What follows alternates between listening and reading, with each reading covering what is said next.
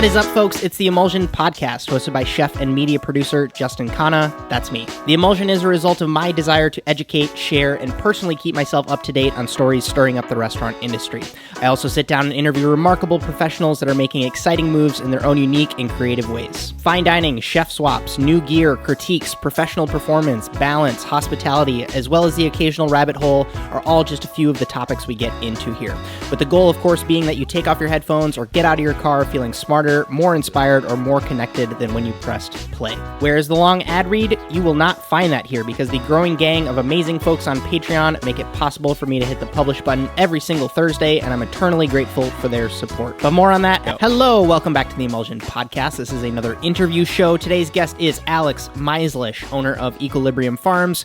Just a small 30-minute jaunt outside of Seattle here. I met Alex through doing a dinner out on their farm in 2017. We've been friends ever since, and I'm so grateful to have him here on the show. Not only is he a farmer, but he also has a background in things like psychology and nutrition, which 100% shows in this interview. We talk the farming side versus the business side of owning a farm, because as an owner, he's got his hands in the dirt, but he's also an entrepreneur, so he has to think about those higher level tasks. We talk about attending the Blue Hill at Stone Barns conference that happens every year in January. He actually won a lottery to get a chance to go to that conference, and the importance of that conference. We definitely spend a lot of time pumping up Stone Barns because he looks at them as kind of an idol in a way. We talk about fine dining experiences living up to the hype. He is incredibly well eaten, and he's gone to a lot of really heavy hitting places around the world. We talk about using something called Phenology, which is a study that I had personally never heard of, so hopefully that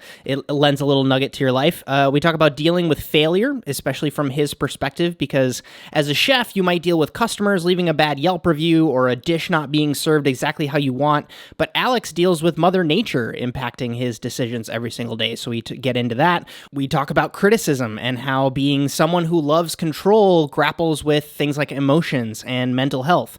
We talk about partnering with companies like Microsoft in your first few years being open as a farm. We also mentioned this company called Homegrown, which is about an hour into the episode, so to give some context, because I don't think we did well enough, Homegrown is a fast casual kind of soup sandwich salad spot here in Seattle where they're incredibly hipster, but also super 2019. So you use kind of the automated kiosk to order, and their app they integrate very well with a lot of delivery services like Postmates or Uber Eats, but they also use a ton of vegetables from Equilibrium, and they have a plot of land on the farm set aside where Alex and the team grows produce exclusively for Homegrown, and then they use those in their brick and mortar locations. So I thought I would add that in because while I was editing this, I realized we never really quite clarified that relationship. So my favorite part of this interview is its very roundabout nature. I sometimes forget that for all the experience I've had in the chef space and in kitchens, it's kind of been the same road for me for a long time. And Alex has a couple years on me for sure. And with that comes a lot of varying life experiences. So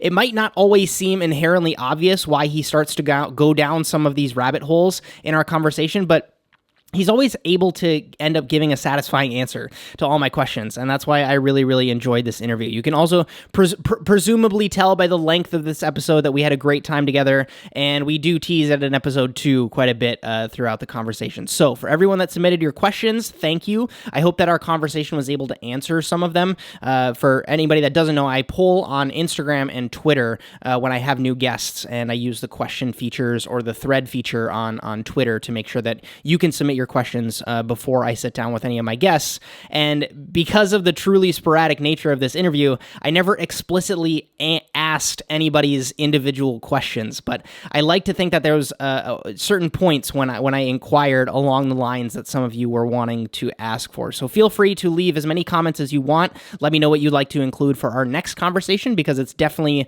I want to have him on for season 2. I really, really enjoy his opinion, and I really enjoy talking to him. All right, that's enough intro. Here's my conversation with Alex Meizlish.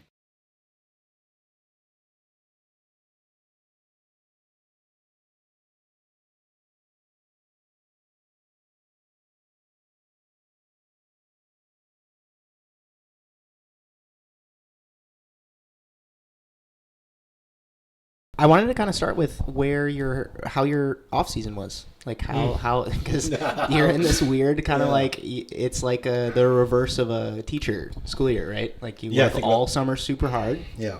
So how was it? What did you keep up with? Yeah, I think about that a lot. How it's kind of the reverse of a teacher, Mm-hmm. and I quite like it because I'm really into the cold. So I'd rather have those 3 months off.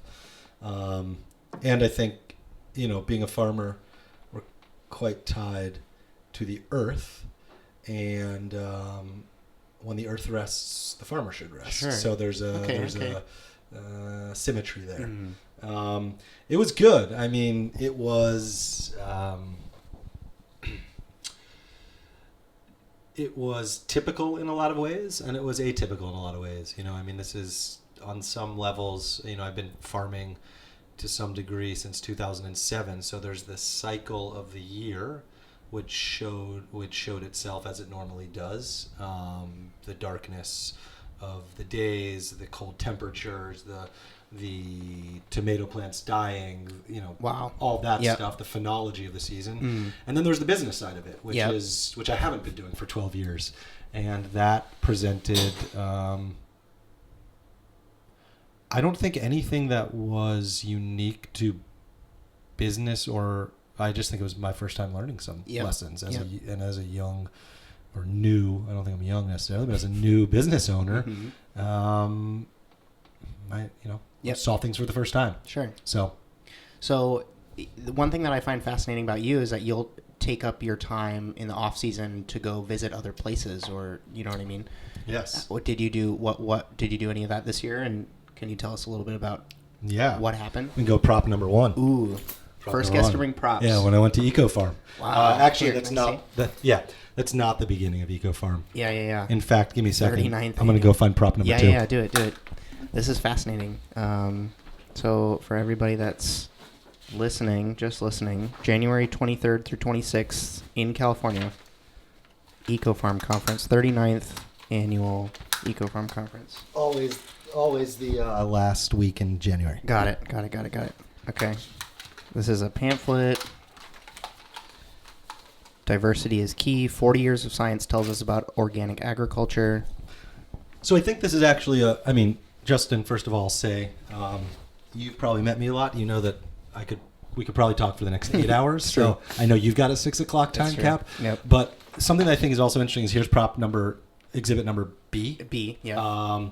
Which is the conference I went to at Stone Barns. Got it. And we might want to meter it because I could spend probably an hour talking about each conference. And I mean, there was a little bit of this kind of Biggie Tupac thing that was going on. You've got East Coast and West Coast. Interesting. And I was probably drawing comparisons because I wanted to. Yeah. You ate there. And I ate there too. Wow. Which tell me about that meal. Might get to. Yeah. Okay. We might as well. Yeah. So anyway, for the off season, I do travel. Right. I kind of think about, just to kind of go back and then we'll get there. I kind of think about Thanksgiving to Groundhog's Day is like a natural time to take off. A big thing for me is road trips and staying connected to both people in my past as well as on some levels people in my future. And something that I really get energized by, which I hope we talk a lot about, is the farming community. Got it. And it's about meeting up with those farmers, and because you can work on a farm, but the idea of staging isn't quite the thing, right? You're so tied to the land that you don't leave for 3 weeks during the season. I would love to think of a day where that's possible. I would love to think of a year if equilibrium takes off and I can get away from it, where literally I spend a year. You and I spend a year. I mean, I could think of all these things where I think I'm about to go into something totally off, so I'll come back. But I think farming could be what we've seen with food and chefs over the past 30 years. It's not a far cry that in 10 years we could have a TV show which is going around to various cities and looking at the local farms. Totally. And tying it into chefs and the food scene, but that it's from a farmer lens. And the reverse could happen while you're away traveling. Your farm could be inhabited by stages from all over the world working to bring a takeover. You know what I mean? Yeah. Fascinating idea. Yeah. So Stone Barns. First year I went to the conference. Always known about the Stone Barn. This year. This year. Okay. Yeah, it was the 2018 conference. You apply in the lottery. I won. Whoa. Kelvin from over at Solari was there as well. So they're doing some interesting stuff, which I'll talk about with chefs and farms, which, as you might imagine, is squarely in the domain of where I think of Equilibrium as. Sure. Right. Sure. And it was a great conference. I mean, have you been to Stone Barns? Yes, I've been to eat, but we arrived. It was in the winter time, and we arrived just as the sun was going down because we had like an 8:30 reservation, and so we didn't get a tour of the property. Right. So I didn't get to see any of that behind the scenes stuff, but the meal was like incredible. Yeah. It was one of those meals that actually lived up because there's so much hype, right? There's so much hype of like, and a lot of it kind of plays to this thing that some chefs will often bastardize, right? But when you sit down to a table and the bread service comes with butter from 2 different cows and you can actually taste the difference, that's when it's like, whoa. Like these guys, yeah. Those guys are really tied to the essence of life, really, right? I mean, they individuality speaks, right? And we accept that with humans. We accept that with dogs. Right, when we could probably find a point where we don't, right? I don't know if we might accept that with salamanders, sure. Right? But at some point we unify things, and a carrot is a carrot, and they are changing that a bit. So let's talk about the meal first. So I went the year before. And it was a life change. I mean, it lived up to the hype. Absolutely. Service was impeccable. It was, to me, I went to the French Laundry once, and I get fine dining to a degree as a diner and service. And I'm sure some of your listeners, will disagree, and that's fine. I'm not trying to bastardize anyone. I understand. I don't even think I understand maybe what Thomas Keller has quite fully offered, but I accept that he's offered a ton. And it felt like perfection, but it felt like someone that knew that a place that knew they were being perfect. And to be honest with you, the feeling I had was that we were they wanted to flip the table. Which if I'm paying $600, I should never that should never cross my mind. We were an early 5:30 seating. That being said, it was like college friends, and we probably smoked a joint on the way over there, right? So like, I mean, but it was like my college friends that are like high-end business people. So they got us the reservation. So like there was a level of professionalism that they brought, but still it was like there was a weird energy there, right? It felt perfect, and white tablecloth doesn't do it for me anymore. I get that it's what perfection should be. Right. It's in the way that I get that an opera might be perfect, but that doesn't mean that it's going to resonate with me. I still might rather go to a local coffee shop and listen to a open mic. So it's just a stylistic thing. Going to Stone Barns, it was that level of perfection and uber service, but with such a formal casualness. It's like you can be casual, but only if it's intentionally casual. Correct. And they had a way of, I mean, mind you, we also went there and helped them put straw on their garlic for the 3 hours beforehand. I really wanted, with my friend, to do some farm work before we worked, or before we ate. I just felt like for her, and even for me, being a part of that, it's something that when I worked at the herb farm, in the farm there, it's vertical integration. You're one step closer. And no, we didn't eat any of the garlic that night, but it connected us in a different way. And I was blown away. Everyone kind of seemed to know. We might have seen 7, 8, 10 different people, and they all kind of knew where the conversation had left off with the last person, as though they were going back to a monitor and typing in something or interfacing, but it wasn't forced. Sometimes that can like fall super flat. So the service was great because it's an elegant room. It's not too austere, but you're in a high class place. And then the food starts coming, and then the menu comes. Right. I mean, let's go there. It's totally different. Which anything you've ever. Which is field notes. Right. And is incredible in my mind. Right. I mean, I think something we might end up talking about is what Equilibrium is trying to do. And I think with our Under the Walnut series, one of the things I'm thinking about is here's an opportunity, which is, obviously something that I'd love to talk about because that's how you and I know each other. here is something that has the opportunity to deconstruct what it presents the opportunity. You don't have to do it. And the fun thing about Under the Walnuts and being at each of them is I see each chef's take on this. But to me, as a secret ideal, and what I hope the chefs recognize, is there's an opportunity to deconstruct a dining service. Yep. And I believe that with all the creativity that people do in the kitchen and on the plate, and even necessarily off the plate with design, most restaurants, you walk up to a front door, you call beforehand and you make a reservation. You walk up to the front door and you're met by someone typically at a stand. You're then taken to your seat and handed a menu. A server then comes up to you. There still is these elements that are just there. With all that creativity, all of those are almost at every single restaurant. There's a few in my mind, and I'm sure I'd be interested to hear your take. A few that have deconstructed that. What Under the Walnuts can do is it can deconstruct that a little bit. You still need, you can't just show up. You got to buy a ticket. But after that, it's like we don't have the 6 walls here. Yep. So what can we do? Totally. And to that end, Stone Barns does that a little bit. The menu part is a little bit of a tweak in a way that I haven't. It starts you off on uneven ground, right? Yeah, in a good way. Yeah, and tells you this is there's a playfulness to it. There's there's something ephemeral about it. It was very fun watching the other tables that we got the red pepper egg, right? In the kitchen. They cooked 2 of them. Wow. And they cooked 2 eggs, 6 minute, 6.5 minute eggs, right? They were layering a bunch of ideas on the red pepper, the time of cooking. And Shabu, my friend I was with, got to pick the egg, and she picked the red pepper one, right? And so it was great. And that was the moment where Dan came back, and we were sitting right there by the library. And, he knew that we were at the farm that day, right? And that felt a little bit, he was seeing everyone, or maybe he was, maybe he wasn't. I don't know. I've actually since asked, and he doesn't necessarily see everyone. Right. So that was cool to hear. But then I look at my table, look at the table next to me, and they get the red pepper egg as a dried salted egg that's shaved over a dish. So you start seeing all of these elements that show up everywhere, but never in the same orientation, right? Or in the same permutation. Yep.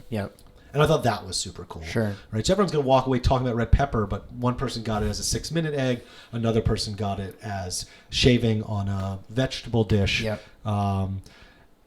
And so, but the food was great, and I think a lot of your listeners, and as you probably know, I mean, veg on a stick, highlighting veg, highlighting the full plant, cooking things to perfection. It all felt perfect.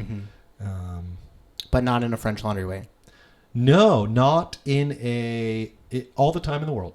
They had all the time in the world for me, and they had all the space to, answer any question. There was no stupid questions. There was a real level of that professionalism was at both places, but there's something guarded about that. At the end of the day, there's class issues and a whole lot of other things, but it's service. One person is serving another, and that isn't to be taken lightly. And at the same time, I think that the world is changing a little bit. So, and actually, Jack said something really interesting. Jack Algier, I don't know how you pronounce Jack's last name. But he's the head farmer of Stone Barns, and I saw him at one of the workshops. He said, "Look, 50 years ago, restaurants were places that people went to escape the world. They were working all day, they were stressed out, and they just wanted to go down a dark hallway, open up into a beautiful room, look at people they maybe had seen before, maybe not, almost in some what's that?" Masquerade type fashion. Sure. As you enter in, you kind of can be someone else. It's a fantasy land of sorts, but forget about the world outside. And today, I believe what diners want is they want that world outside to be totally connected, and there might be elements of escape, but a lot of it is about connection. And it felt like that was echoed in the service element of it, that it was about connection, not about the service being withdrawn and not showing themselves, right? Right. It's not like there's 41 pieces of flair on each server, but... It makes sense. Yeah. So you've done a masterful job at kind of laying out the table of contents to this whole interview that I want to cover, right? So it's like your experience as a farmer, going on to like how connected you feel with different chefs, the current projects that you're working on, and then kind of like just more philosophical stuff that I want to get into with you, because it's always where our conversations lead. Yeah. So can I finish one real quick? Yeah, then? please. I was also really the second time wasn't as great at Stone Barns. Yeah, because it didn't have the first time at Disneyland. I think there's that. I think there's no doubt about it. The element of just you can't go back to the first time. Exactly. Kind of thing. But the second thing was it was probably the same week or within a week. It was early to mid-December, both weeks. Mm-hmm. I was somewhat surprised by how much repeats there were. Interesting. So everything was still done perfectly. I think there's that one more component though, which is evolution. And it made me worry is probably a little bit dramatic, but it brought me to a little bit of that feeling at French Laundry, which is they found the perfect combination. It's like going to an MC Hammer concert and hearing Too Legit to Quit. Right. And now this is where it's a stylistic thing. Some people might love perfection doesn't weaken or get watered down over time, and that consistency is a huge part of cooking and a lot of things. That being said, I'm a huge Bob Dylan fan, and for me to go to a modern day Bob Dylan concert and 2 minutes into it, the person to the left and the right first realizing that he's actually singing like a Rolling Stone because they've never heard it before, and they're like, this isn't what I came for. To me, it's like, this is his genius. Yep. This dude he's not singing like a Rolling Stone like it's on the album in 1964. He's singing the 700th iteration of it. And so to me, evolution is a huge part of it. Totally. And so that was the only thing I would say was it felt like there was just how is that evolution coming in? And there's structural reasons and there might be a ton of reasons why I don't know what was happening. But as a diner, it was something that I was thinking about. Did you go at the same time of year? Exactly. Yeah, it was within 10 days of each other. That might also be part, because sometimes when you're pushing hard, sometimes when it's time to write the menu for January again, the first thing you'll do is flip back and see what did we do last January and what worked and what didn't work. And yeah, I mean, it's true. Like playing the hits works, and it's so. But what came to mind for me when you were talking about the French Laundry experience was the idea that so much of super high-end fine dining was about taking every single choice, every single question, every single worry that the guest could have, and to kind of take it away, right? Like if Anna and I go out and she's having a purse, she gets to the table, there should be a little cushion for her to put her purse down on, right? Ready to go before anything happens there. If I have selected or said last time that I ate that I like this type of champagne, 2 glasses should be ready to go. I shouldn't have to ask for that again. And that got praised so much that I fear that an element of that raw communication of like getting to know someone, and like those are the best service experiences I have, where I get to know my server a little bit more. I talk with the som a little bit. And when that becomes taboo, I worry that it's that wabi-sabi element. Like it might be a little bit imperfect, but that's where the beauty is. Yes. And so with French Laundry being as systemized as it is, from what I know about it, I understand why it is, because that allows them consistency. That allows them to cope with things like turnover and all that stuff. But yeah, I hear you, man. Like and also some of it is managing expectation, right? Like if you think, man, like the amount of meals that I've had where I know going into it, it's going to be one of the best meals of my life. It's usually not. And that's really sad. Right. Which is what's incredible about Stone Barns. I think we both said it was meant to be one of the best meals of our life, and it was. Correct. But yeah, I mean, it's again, this is probably more about me than Stone Barns, right? But musician who's scared to hit the wrong note is never going to quite have the improvisation elements that Jimi Hendrix or Jerry Garcia had. Totally. And I love Jerry because he forgets the words sometimes. Yep. So, okay. Tell me a little bit more about this. Tell me a little bit more about the conference and kind of like what surprised you. Yeah. What surprised me was, I'd been on the property before, so what surprised me was how easy it was to stay in the city on the Upper West Side with Shabu and get there every day. 40 minutes. Right.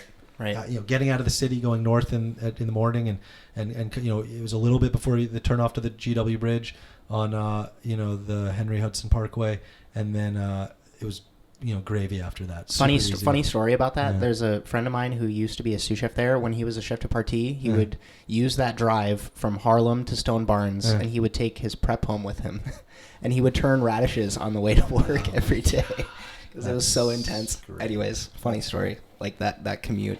Anyways, that's what that makes. It's a great commute, but it's what I love about Seattle. I didn't realize that it's there in New York as well. We tell ourselves stories, Seattle's great because it's that place where you can get to skiing within 45 minutes from downtown. I mean, it's great. But New York has it, man. You're on a 1,600 acre parcel that's brilliant and in so many ways and is nature. And then you're on the Upper West Side in 40 minutes. So there was that. To me, what I really want to talk about, I think, and what I haven't seen at any other farming conference, I already I teased it a little bit before I gave some foreshadowing with Kelvin being there, is there's this layer of, they're also inviting chefs. And it is a farming conference that is beginning to be the marriage of chefs and farmers. And as I'm sure you know, that is a space in which equilibrium squarely falls, and that dialogue is incredible. And so I was sitting there surrounded by these chefs, Kelvin from Solari, and I don't even know who the other few guys were, and we kind of were like, they were like, what, because they were at the conference, right? But they're also eating there that night, kind of during the conference, and they were guests. It felt like there's a lot of people there that are guests of Stone Barns. They're putting up a lot of people. I mean, the financial structure, thankfully, goes towards extends to this conference where people that might otherwise not be able to be there can be there, and these chefs are like, what do we need to know, or something like that. What would you want us to know as chefs? And to me, it's just like, go out in the field, talk to the farmers, but like, go out into the field, and conversely invite the farmer into the kitchen, right? Like, break down that wall, tear down that wall, if you will, if you allow me a classic Reagan quote. My fits the theme. 27th favorite president. And it's in that space that it's where a lot of my thoughts go. Got it. And so here is a conference that I can only imagine over time is going to more and more be that meeting ground of farmer and chef. And where else would you imagine it, right? It's either Equilibrium puts it on, or or Stone Barns does. And I loved it, and so there I was at one of the workshops, which I think you're looking at the workshop schedule. I watched them break down a whole pig, and it was I don't know who was at that one. I don't think that was the one with Bastian, the sous chef. It was I don't know. Bastian, the sous chef. I think that's the guy that we end up meeting later. That one, it was with Trevor. I think Trevor was there, and definitely the guy who runs their butcher. They're in restaurant butchery, which is different than the sales butchery. So it was incredible. What else surprised me was, just how much they're doing. And I'm talking more about the farm than the restaurant, but the restaurant was surprising as well. It's so ambitious. It's so like the archetype of what you want to see, but it's fucking hard, right? Like, you have to. It's the machine that they've created, right? Because the hype of Stone Barns fuels the interest in the farm, and then that gives them the resources to be able to experiment, which then feeds the restaurant to be able to try new things and showcase what they're doing, and then that cycle perpetuates, and you infuse a pretty decent writer. So now all of a sudden you get Dan Barber kind of bringing in, hyping that one section more because of the book. What would you have liked to have seen more of? I think, like, year after year. I'm always a proponent of. Oh, did I just not do it? It's December. What would I like to see more of? I'm seeking out the chefs because that's something I'm interested in. And there was a growing for flavor. I don't know, perhaps some of your listeners or viewers, know this, but Dan Barber / Stone Barns, I don't quite know the structure, has started a seed company. Yep. And so there was kind of that growing for flavor bit. So there's an element of chef farmer partnership there, but maybe a little bit more of like almost a mixer. Okay.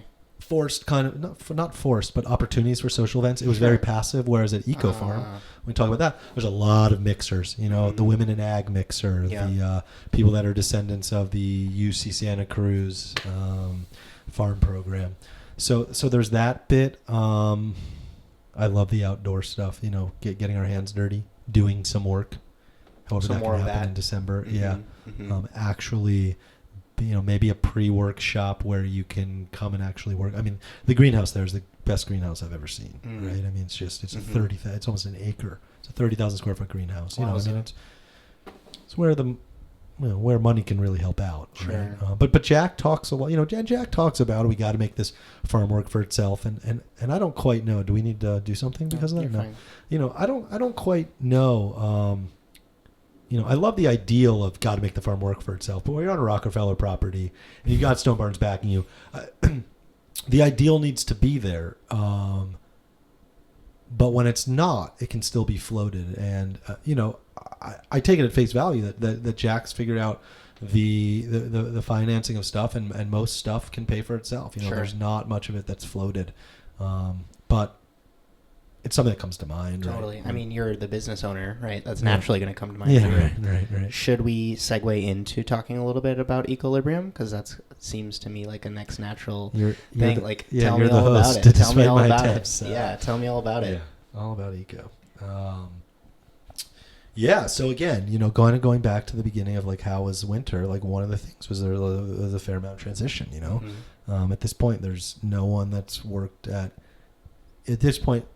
There will become another, in about a month, one of our last year's part-time farm workers will come back to do another season. Yep. But at this point, there's no one that works at Equilibrium that was there 3 months ago. Yep. Is that true? 6 months ago, right? So there's been a lot of turnover. Yep. And that was challenging and potentially, I don't know if necessary is quite the right word, but it was evident. It became evident that was gonna happen and did happen, and that's part of that lesson of things I learned the first time. It was a tough pill to swallow, and still, even this past week has been, you know, there's been elements of that have still not evaporated, and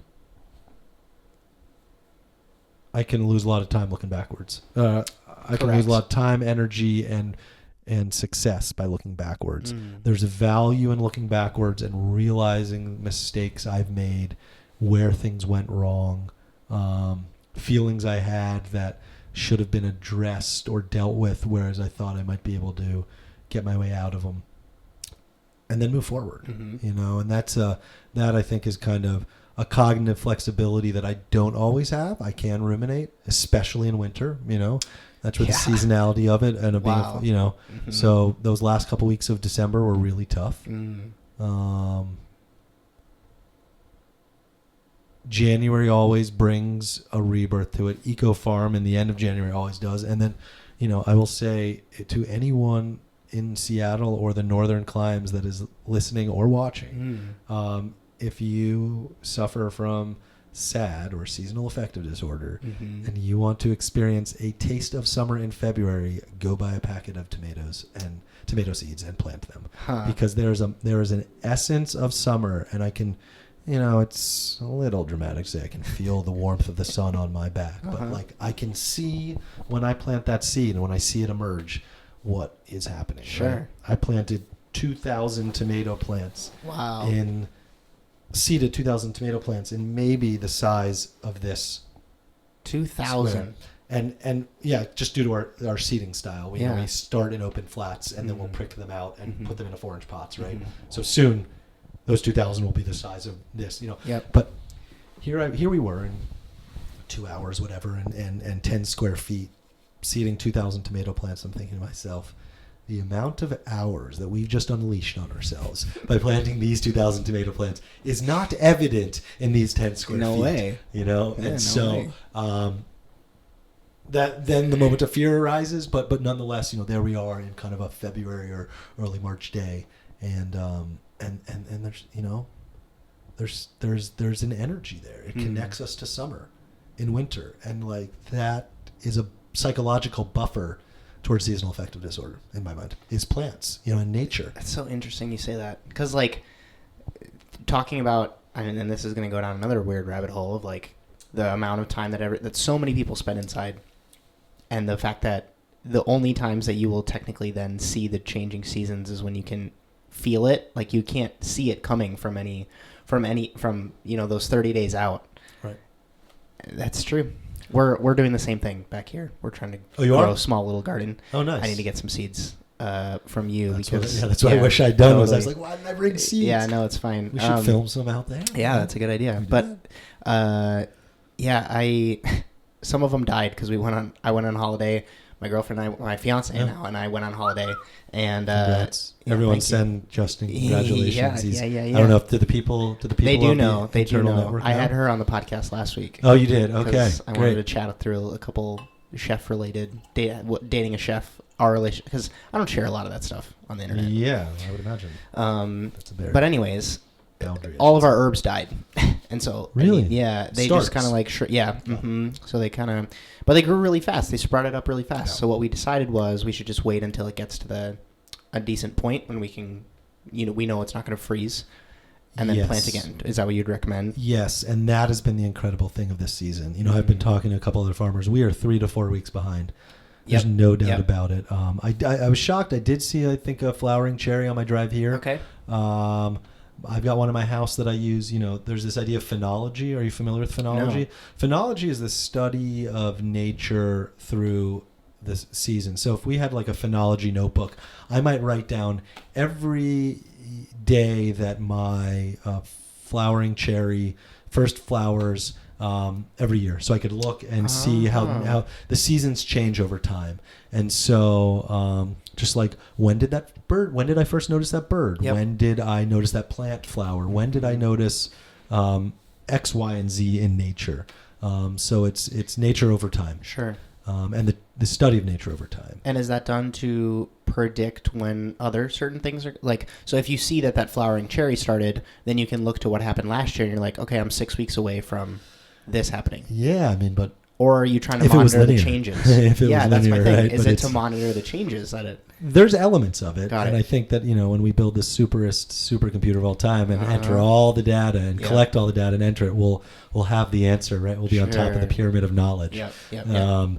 But yeah, you use it as a guide, right? It's a guide of sorts. Got it. In the way that seeing the weather rolling in is a guide in its own right. But, I use skunk cabbage as somewhat of a metric. But with plants, some plants are based on light. Light doesn't change. This is the same amount of light that last March 12th had. Yep. And the March 12th before that. And 10,000 March 12th before. Although not quite. At some point, I think supposedly summer is supposed to be winter because time, it turns out, isn't real. And this whole leap year thing, like, is actually not. It's incredible that it works, but I think we're like a second off. So eventually it's going to flip.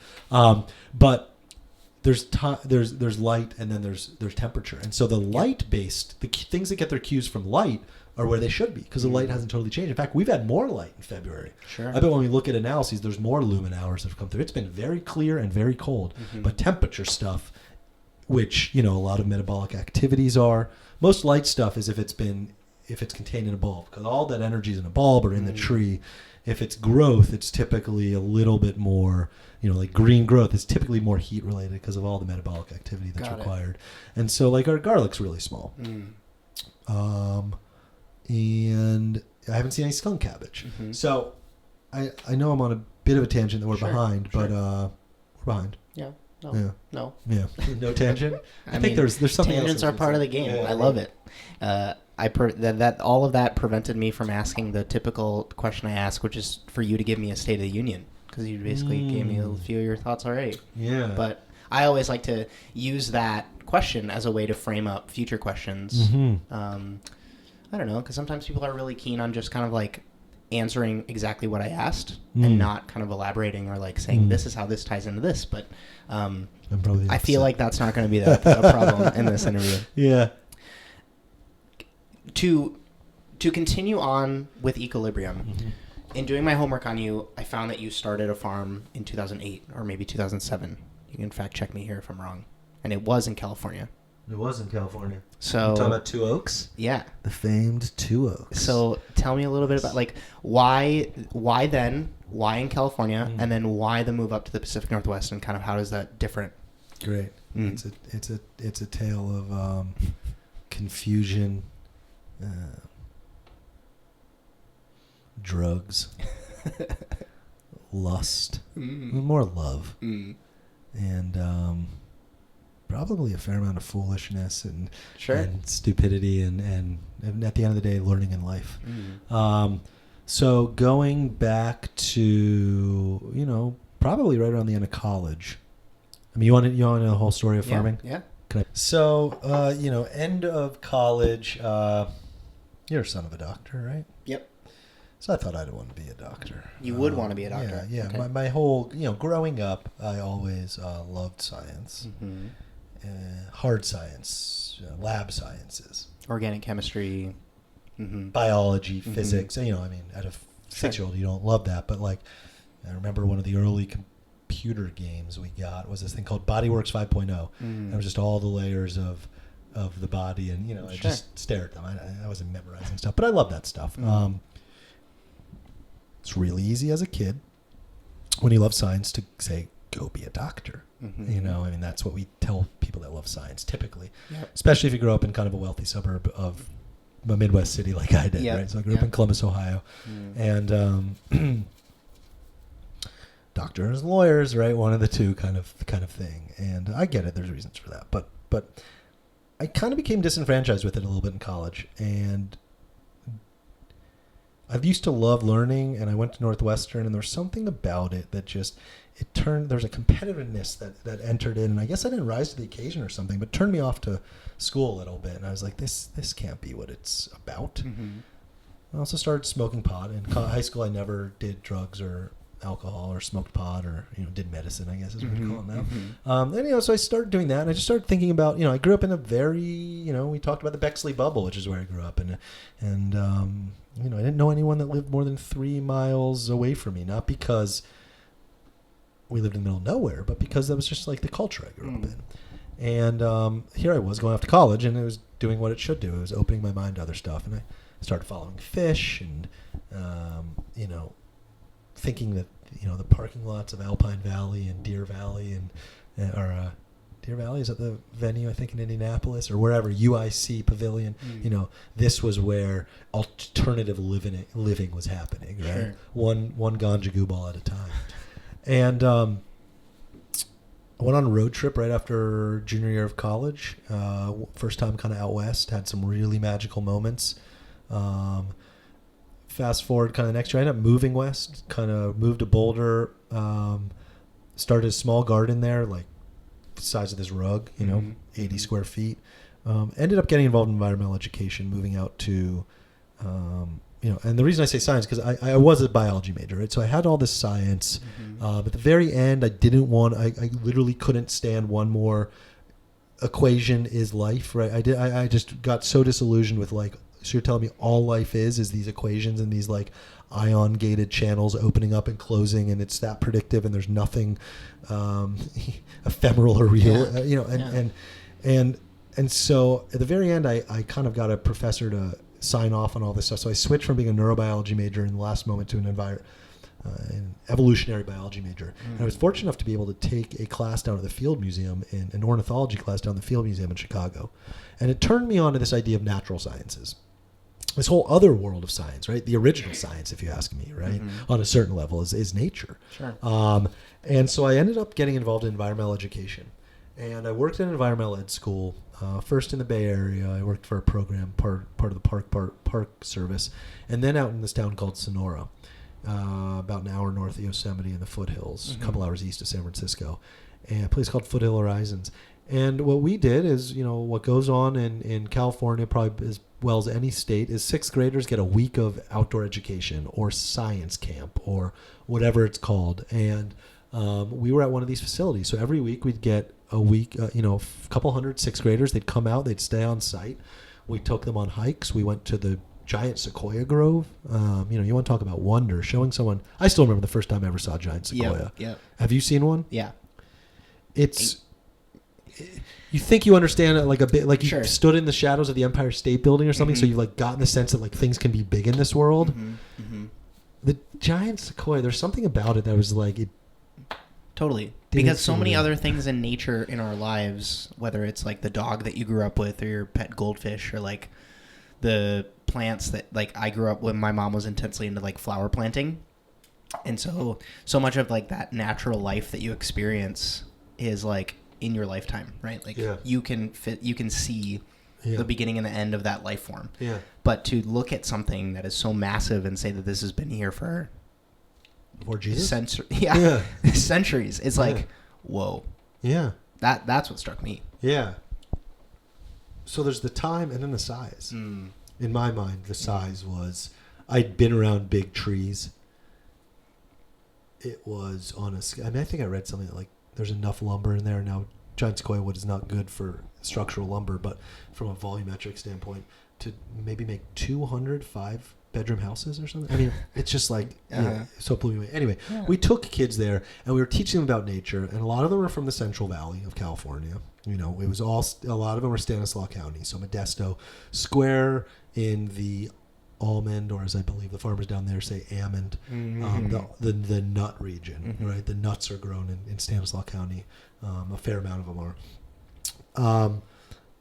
And, we were bringing these kids out and having a blast, living in community. So kind of go back to that fish thing a little bit.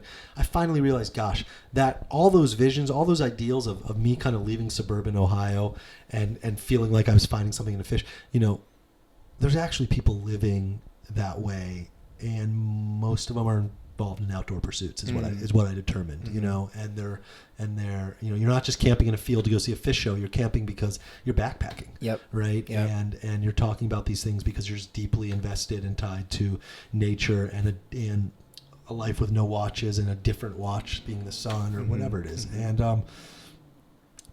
And so I loved it, and I fell in love with nature, right? And I took all that love of science and that science brain and turned it to nature, which is, to me, the essence of being a naturalist, right? And that's where I first learned about phenology, right? So here I was living on this 140-acre property year after year, and I did it maybe 3 years, right? So you began to see the changes of the same piece of land year after year, right? And I saw how phenology could be something that's really interesting.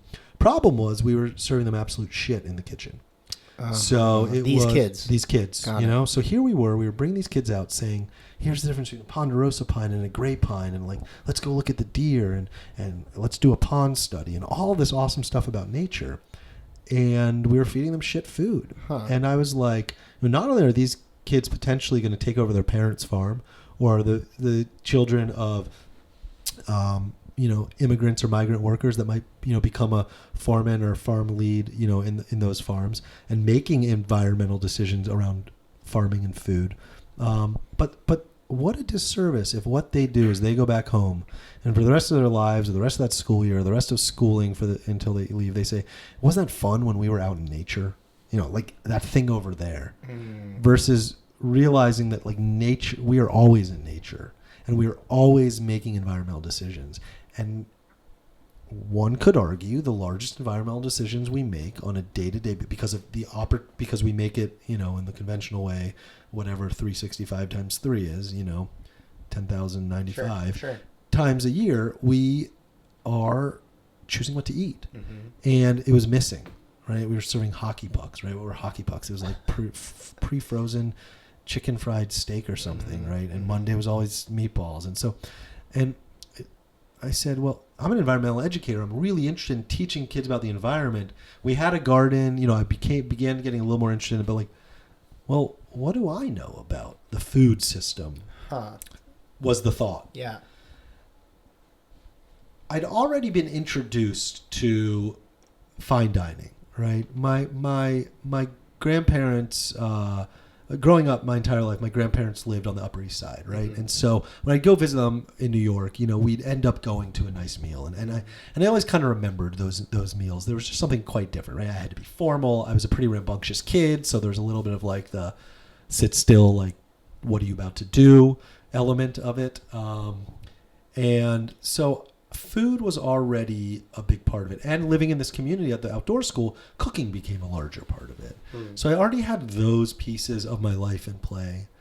And I didn't pair it until later, probably until grad school, the psych bit. Being that I was a pretty rambunctious and almost somewhat aggressive kid, I didn't quite understand that WWF wasn't real. Mm-hmm. And so I'd watch episodes and then invite friends over and try the moves out on them. And somehow convince my friends to, like, I didn't really know how to do a figure 4 leg lock, but I'd like convince my friends to like not kick me off of them as I tried to figure out the figure 4 leg lock. Huh. I kind of have these memories of this small garden, maybe 8 or 10 by 20 or 30 feet on the south side of my house. And one of the big things that I was asked to do was go water. And still to this day, I love watering. I can water a greenhouse. It's so inefficient, but we don't have automatic watering in the greenhouse because for me, I would love to water a greenhouse for 20 minutes. Mm-hmm. There's something about tending water itself, the arc of, trying to, the hose won't reach, but you can like play with the angle and the thumb. I remember my thumb, so there's all these memories of water and when I think about it, I just think of myself as being calm. I can remember times as a kid when I was not calm. Mm-hmm. Though you're a kid, you're just living and acting. Sure. I wasn't reflecting on it that much. Mm-hmm.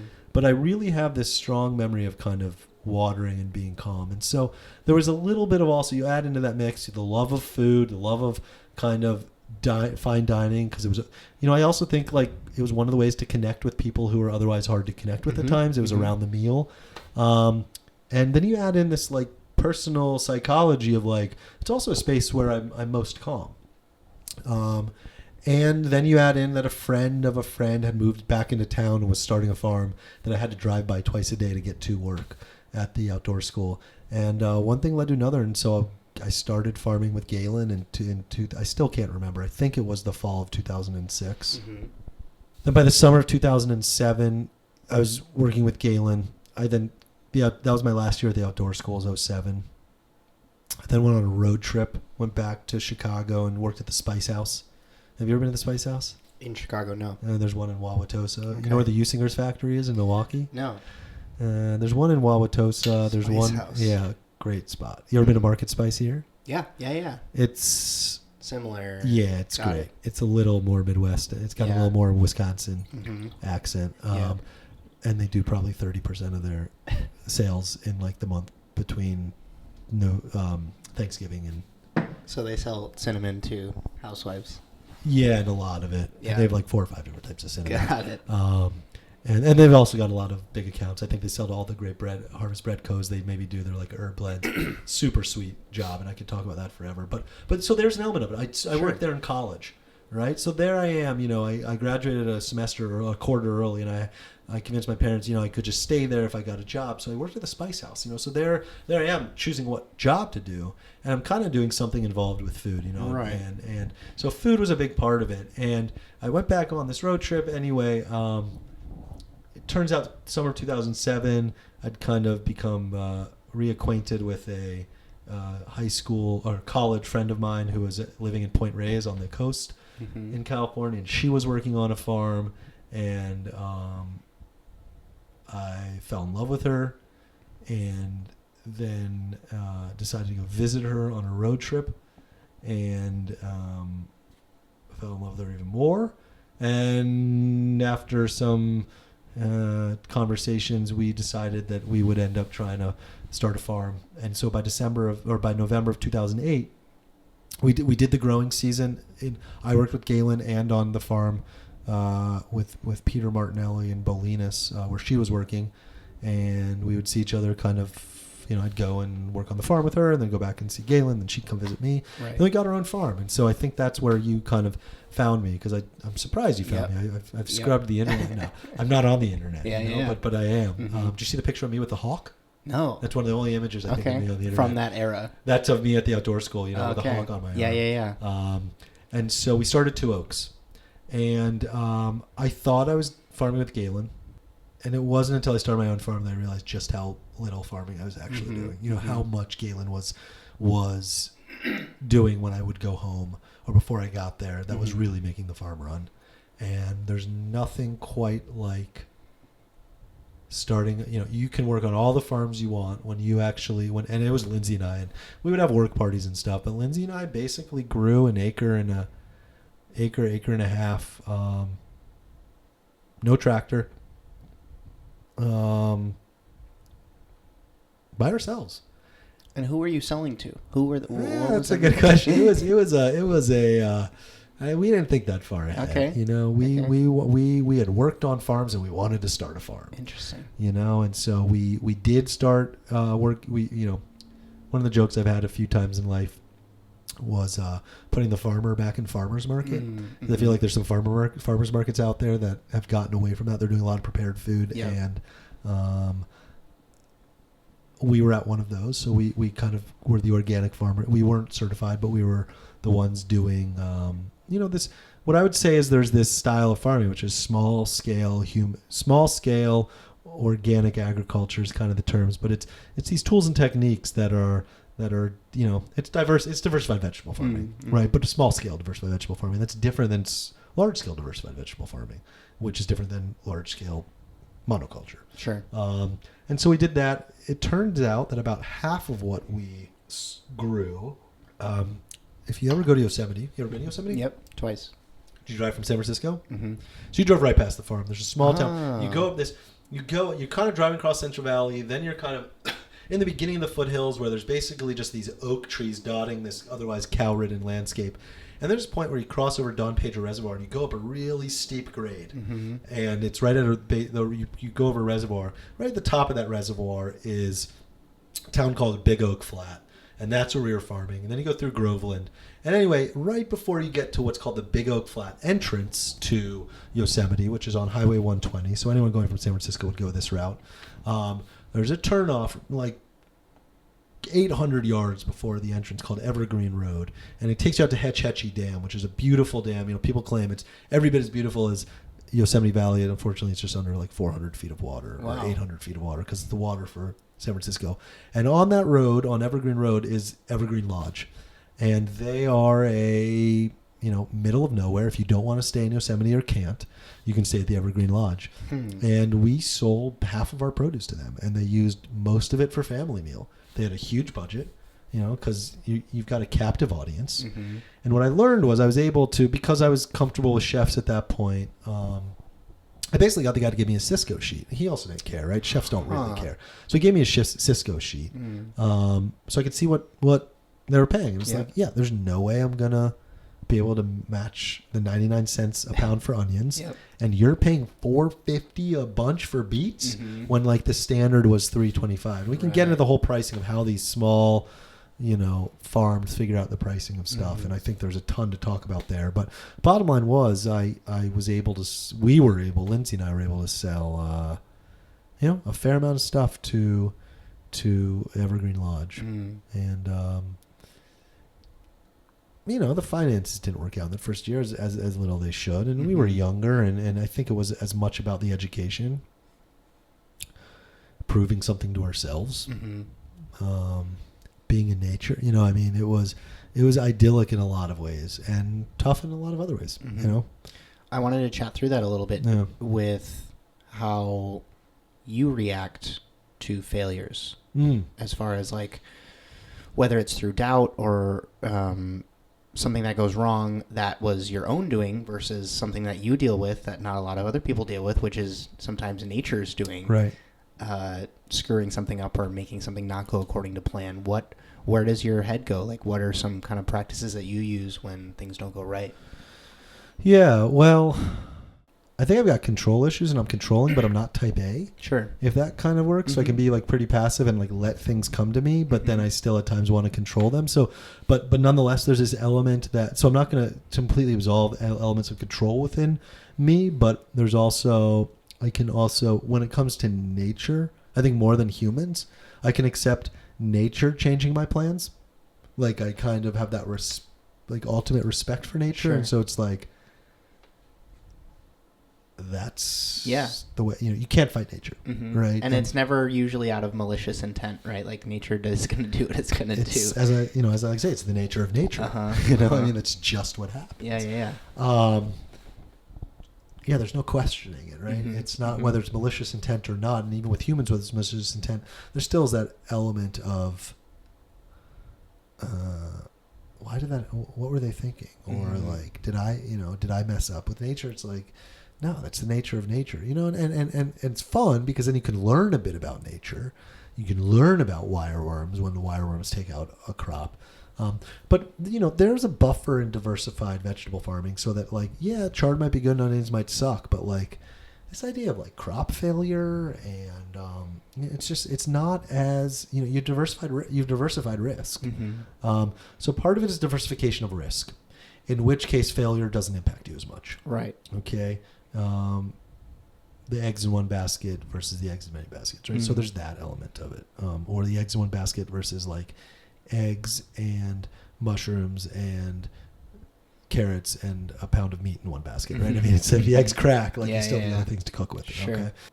I am a pretty big critic. I've definitely internalized the criticism of my elder generations internally, and that is foisted upon myself and others, and I try and observe that.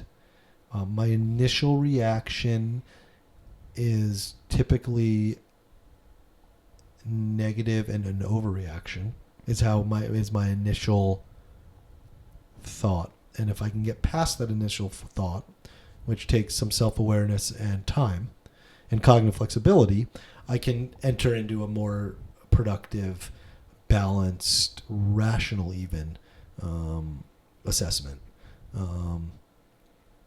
So to answer the question, how do I deal with failure, is initially not well. And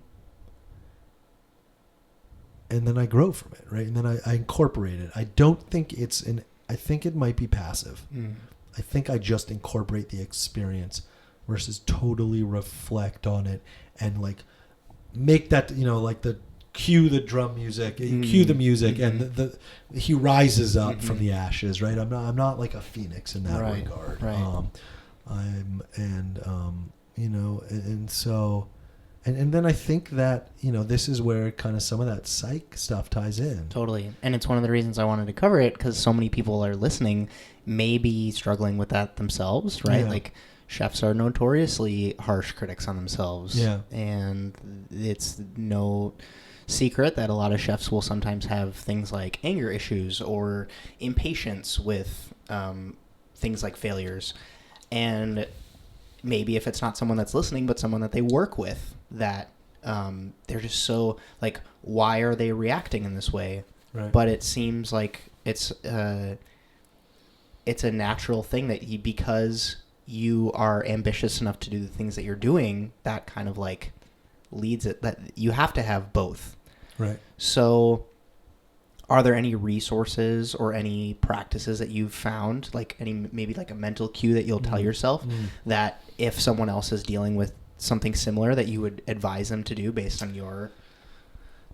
So, a couple things. One, yes, get out in nature. Yeah. Right? Yeah. Feel small, right? Because what failure is you are the center of the universe and something wrong has occurred, right? There's an underlying egotistical element to failure. Right.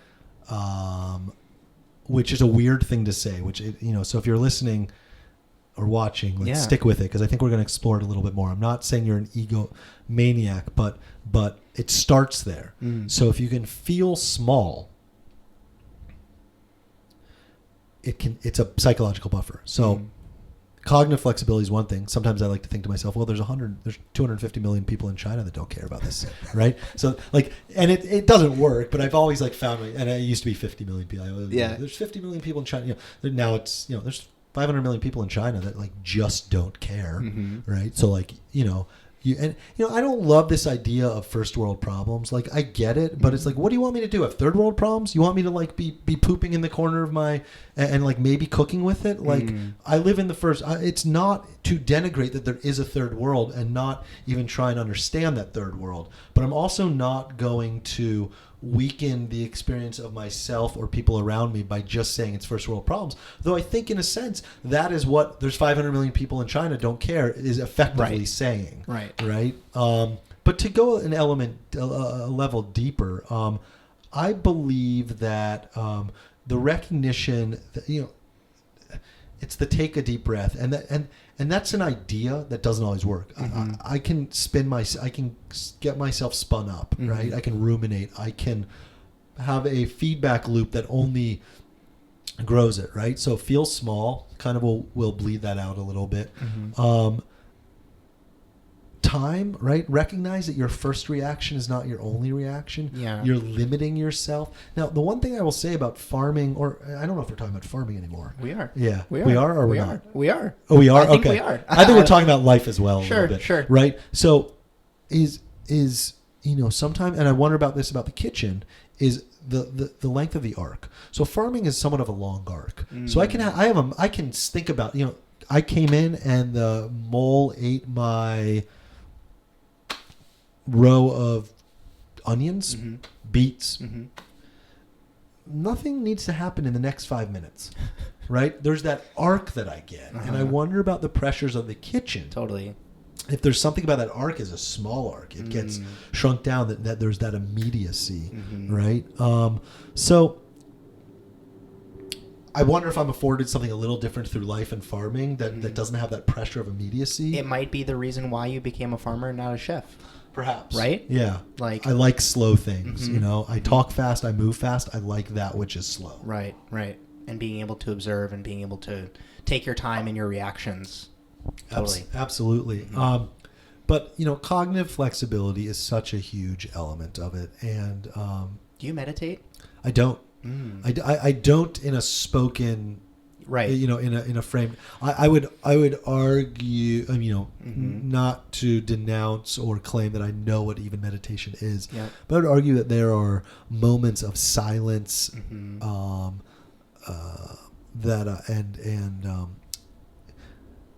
it takes a lot for me to create moments of thoughtlessness. It seems like watering might do, like the 20 minutes of like that might be a very meditative practice. And my property, going down to the gazebo in the morning, but being in nature, being around the farm around sunset when the light is low and you can't do anything else and the day is over. I always say kind of a farmer either needs to be up, and this whole trope of like, so some of what we're trying to do at Equilibrium is also like deconstruct farming a little bit, right? And deconstruct these concepts of it, right? So we got to move past like guy in overalls, animals, long rows of corn, right? But I will say that it's, it is long hours. It's hard work. Farm time is different. You can't punch out at 5 because if the water's got to be on overnight and a pipe just burst, you got to deal with it or it's not going to occur, right? So it's a little bit more about projects than time. And so farm time is just a different arc, but where's it going with that about deconstructing farming? Oh, I think a farmer either needs to be up at dawn or there till dusk, and I'm pretty much a classic night owl, so I'm a little bit more the second one. The latter. Yeah, and so I imagine maybe some farmers have it if they're up before dawn and kind of get to the farm and have that moment, but there's something really nice about dusk on the farm. Sure. Which is really slow.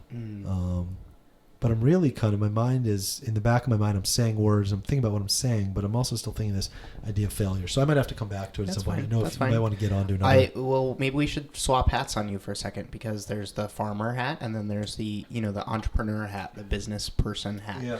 So in talking about kind of starting Equilibrium and taking some of these past experiences and using that as reference points to what you're going to build, I'd be curious to hear a little bit about how you structured the business model at Equilibrium, because it's the first one where I've seen people working with companies like Microsoft, or, like giving a block of land to someone like Homegrown, right? Or working with a winery across the street to do dinners with them, or doing chef-focused dinners on your land. Right. The closest person that comes to mind is Dan Barber doing something like that. You know what I mean? Yeah. And so where does that structure, where does your mindset come from with things like that? I think I only talked about the hardship and love and lust part of it. I don't think I talked about the drugs part of it. Yeah. Right? But I spent a fair amount of my time at the outdoor school or on the farm. So the outdoor school is 140 acres. So first thing was when I lived in San Francisco doing outdoor ed, I lived in the Golden Gate National Recreation Area just north of the Golden Gate Bridge, the first exit on Alexander Avenue. You go through a tunnel, and I was living in some housing there. And I like to think of my backyard as 77,000 acres because that was the size. Wow. Okay, so it wasn't that big, and the city was 10 minutes, south. Mm-hmm. Then I moved to Sonora. I'm living on this 140 acre property. Then Lindsay and I moved to Two Oaks Farm. We're on an 800 acre property, right? So here I was, kind of like some weird isolation, independence, really wanting to be in nature.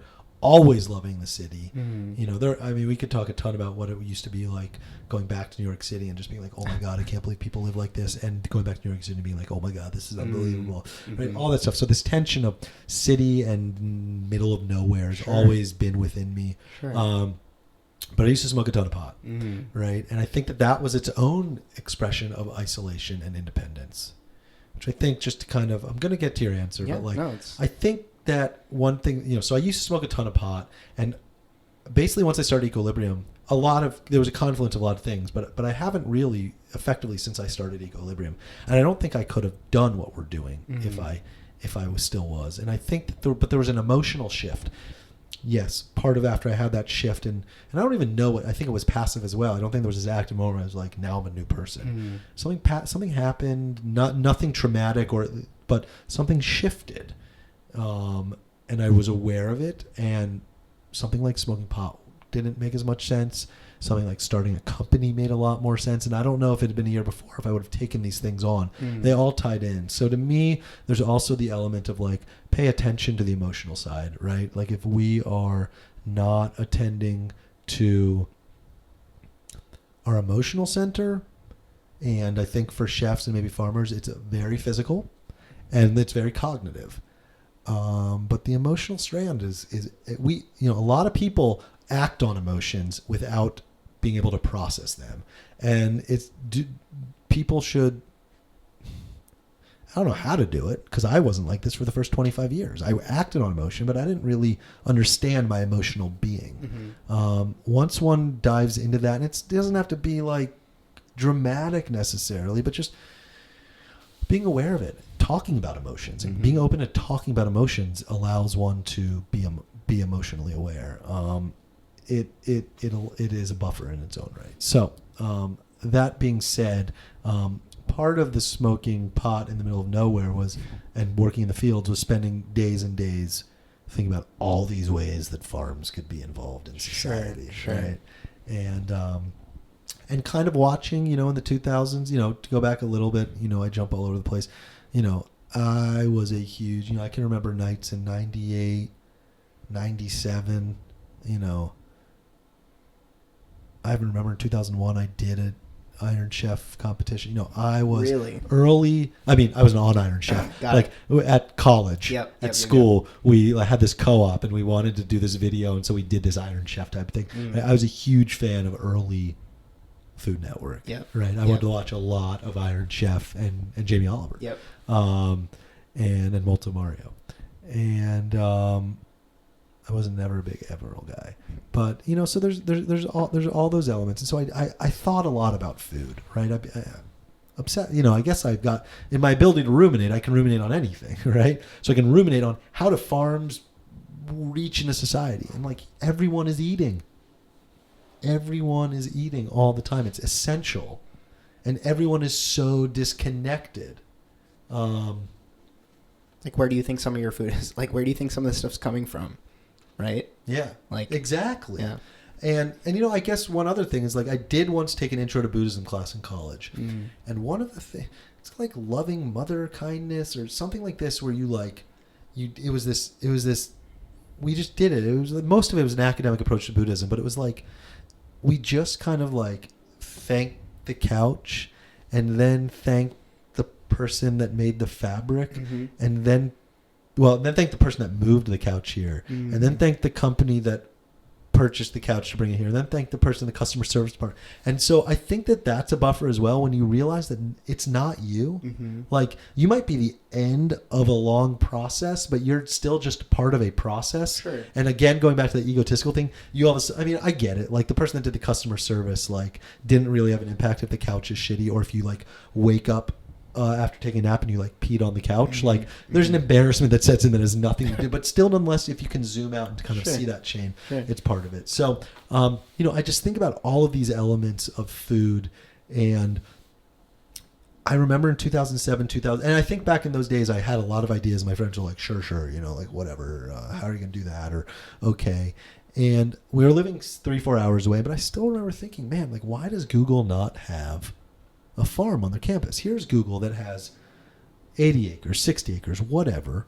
The farm is the most low risk. If I went in there and pitched on a $500,000 farm concept, first thing they do is tell me, not that I would go talk to the CEO, first thing they'd tell me is, but let's imagine I was talking to the CEO. First thing they do is ask me if I left 2 zeros off, right? Because a $500,000 investment to these guys is nothing. They're deciding whether to buy $500 million companies investments. So to me, the risk is so low for a company like that. Also, it's a farm. If you want to build your next building there because you're expanding, give me 2 weeks and a backhoe, and you'll never know, and in 2 weeks and 1 day, the grading company can come with their bulldozers, and you'll never know a farm was there. So there's like no risk to me. And the payoff is so high that you would have this employee engagement. There were all these employees. You heard these stories. You could bring your laundry in, bring your dog in, right? The whole point of these companies was to keep you on site. And people like to farm. And if 1% of Googleites like to farm, well, then they need to, that's 500 people or 1,000 people. They need to have a community farm there. And so I had all these thoughts, and they were thoughts. And, you fuel it by some weed and time and nothing else. And, I had a lot of them, and I just kept thinking and thinking and thinking. And you flash forward to kind of this opportunity that presented itself where Colin McCrate from, SUFCO, Seattle Urban Farm Company, had this farm. And I knew he kind of wanted to maybe, that's not their main business model. It's not their core competency, so to speak. And so I knew there's an opportunity maybe to take over that satellite farm of theirs. And so I pitched him on this idea, and one of the main things that interested me was this relationship they already had with homegrown, right? So I didn't create that, right? I've thought about this stuff, but Colin and Sufco first pioneered that concept. I think there was a couple other restaurants that did it, but it was because of that I really was intrigued, right? I wanted to farm and all this other stuff, but like here was Colin kind of laying the groundwork for it, and so that's when I took over the farm. And to me, the reason it resonates is because it's a little, I believe that for somewhere between 3,000 and 5,000 years, farmers have been doing the same thing, which is they think all winter about what the market might want, and they grow food and they bring it to market and they pray that that's what people wanted that day. Sure. And that's a lot of risk on the farmer. And there's ways to, we might have like a digital chalkboard today. I might send out a fresh sheet, but it's still, here's what I have, do you want it, is implicit in it. And something like the homegrown contract and partnership, really, it's not the contract. Something like the homegrown partnership does a couple things. First of all, I'm only growing what they want, so it's custom growing. Second of all, 100% of what I grow is for them. So, and let's just take another restaurant. Homegrown doesn't need it, but let's take Barking Frog, which I kind of have developed what I thought was a homegrown contract, and I tried to pitch them on the homegrown contract.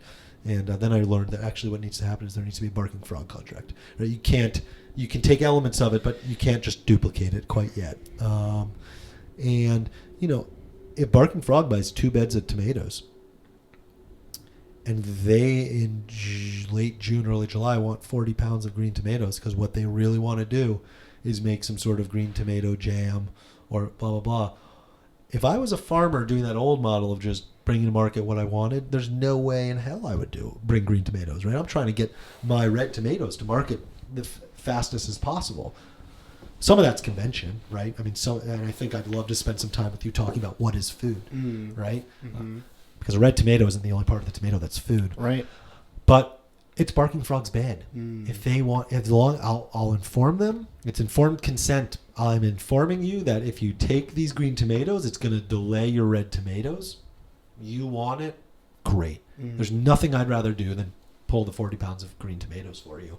And that's really cool because it gets to the heart of where, and I don't know if I have the verbiage for this before Stuff Going Homegrown. I probably did because I was thinking about Google and the farm there, 10 or 12 years ago. Meanwhile, in the 10 or 12 years, I keep typing into Google farm, and the only thing that ever comes up is the server farms and wherever, right? So they've got some elements of it, but not quite to where it's at.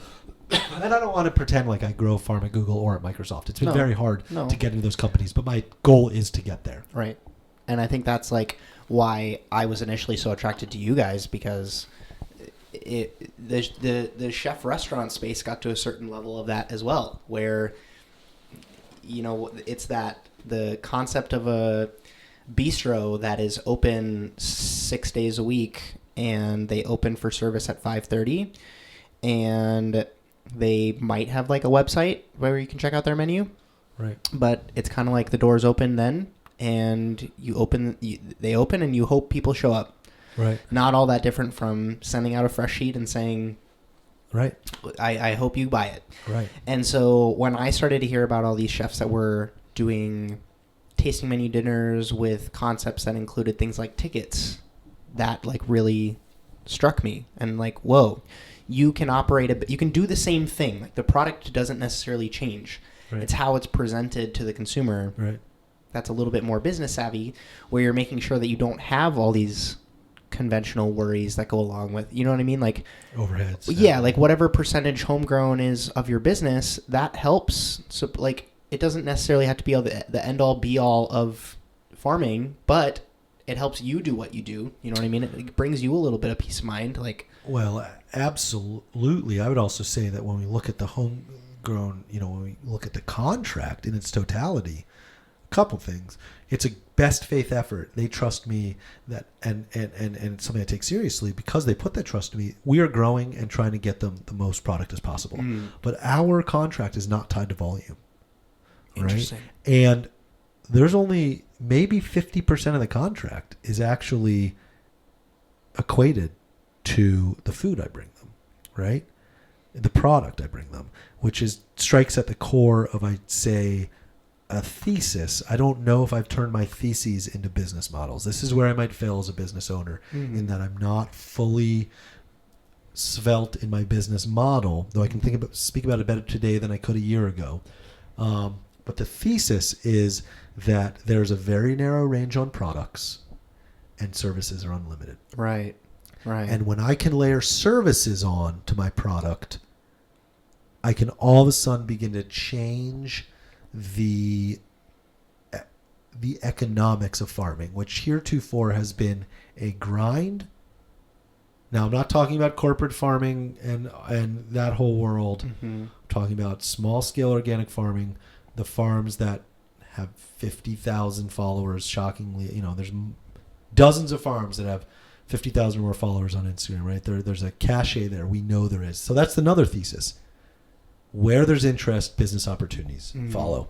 And we know there's interest in local food. We know there's interest in all of this, in this feeling connected in this digital world, which I know you're more of a part of, I think, than I am. I believe that the more we go into the digital world, which seems like a one-way route for now, there's always going to be this atavistic desire to remain connected and remain connected to fundamental things like nature, people, food.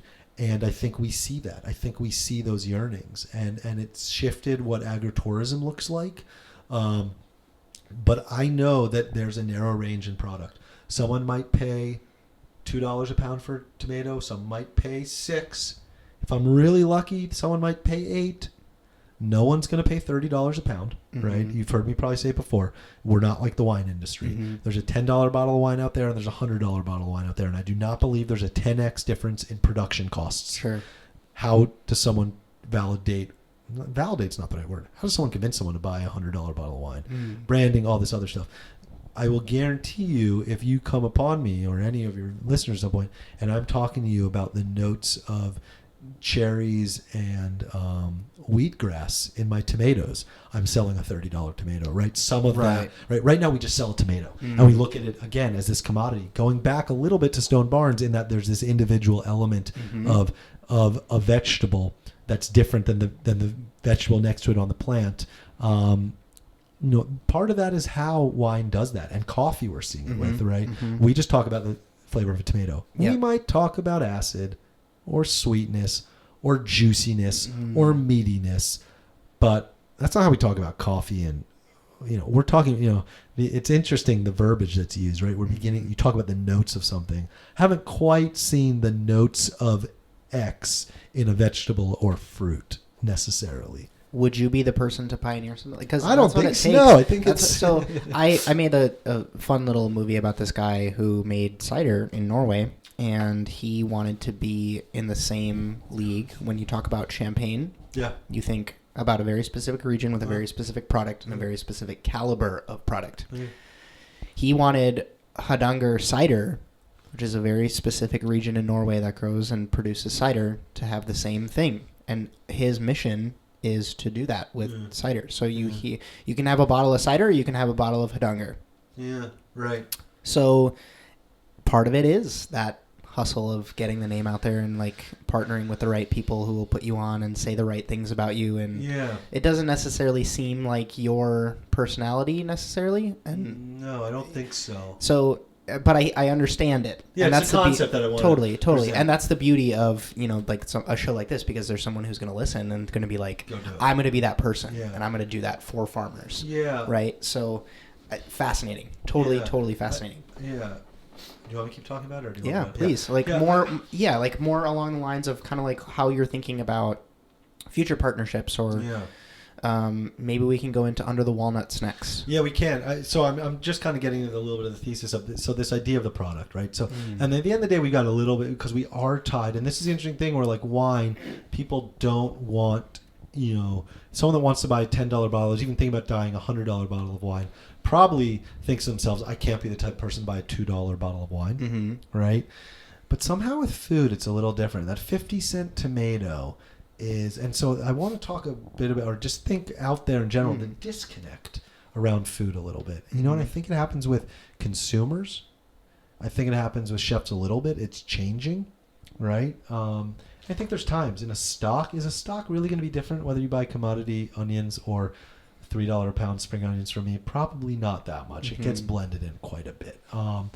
But to me, since there's that narrow range, right? Let's just go with that thesis for a minute. The way to make money is by layering on those services. And so what are the services? So first of all, the other thing is it's a competitive marketplace out there for farms, small farms. Yes, you can get in at farmers markets and do another CSA. And at the end of the day, I say, those other farms are going to be my competitors when 95% of people are eating that way. Right now, only 3-4% are eating that way. And therefore, we need the rising tide approach. Sure. Right? And for people listening, not to get it twisted, you guys do farmers markets. You do a CSA, right? We do. That is even shifting. Sure. Farmers market, yes. CSA. So let's imagine we have 50 CSA shares. I would rather go to talking about services, right? Let's say I have 2 boxes. Okay. I fill them both with the exact same produce. I fill them with $30 of produce. Okay. I walk out the door. Box 1 is your traditional CSA. I'm trying to sell to you, our neighbors, coffee shop. I put it in the community board of the coffee shop, right? Consumers, right? For lack of a better term, somehow I keep coming up with this term mom and pops, but that's not it, but just the people, right? I will charge them $30 for that box because there's $30 of produce in there. That other box, I now go to a company and say, I want you to buy this box for your employees as part of your employee wellness. I might charge $40 for that box. Right. I have $30 of produce that I know I can charge because that's what's going on. But now because that's the product. The product costs $30, right? Because price is cost plus value. Mm-hmm. The cost of it is $30, right? The cost of that's $30. Mm-hmm. But there's more value. Why? Because what's going on is you're making a commitment to your employee that through an employee wellness package that you don't just pay for healthcare, you pay for preventative care through healthy food. You can use it as marketing material for recruitment.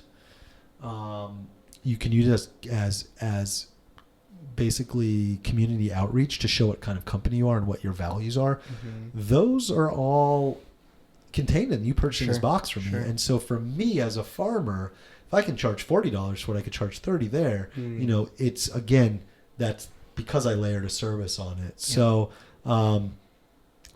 to me, the early entry of businesses are obviously businesses that are based around food because they need the product. Mm-hmm. So homegrown, they need the product. But we do farm days out there, right? So there might be 12 to 15 days a year where for 4 hours of the day, homegrown effectively has access to our, and we structure it and schedule it. They have access to our field and they come out. And the goal for homegrown, because this is how they are as a company, is that every single employee will come out to the farm over the course of a year. And we do an hour of sustainable ag education, 2 hours of work in the field on their plot, which hopefully, they're picking tomatoes that they then serve the next day. And then an hour where we get our culinary team to provide a light lunch, and it's a little bit more of that community aspect. Mm-hmm. And so to me, those elements are really the essence of what we do. Because at the end of the day, what we're doing is we're bringing people closer to their food. And we're making food not just something that comes in the back door in a waxed box when the truck engine rumbles. I think about that sometimes because you ride that line, right? Where I think about the person who, because that's something that a lot of chefs struggle with too, right? Where you're buying $30 worth of ingredients, but you need to charge $120 for that tasting menu of serving those ingredients because the product is the food, but then because that's what sticks in people's mind as I'm buying dinner. Right. But in order to cover your costs, you need to charge $120 for your tasting menu. Mm. And I was chatting with a friend of mine about this when I first moved to Seattle, as far as like, why is there no $200 tasting menu in Seattle? And what she told me is the fact that Seattle people are very savvy and they're well read and they know that a bunch of kale costs $2.50. So why is your salad $17 on your menu? Right.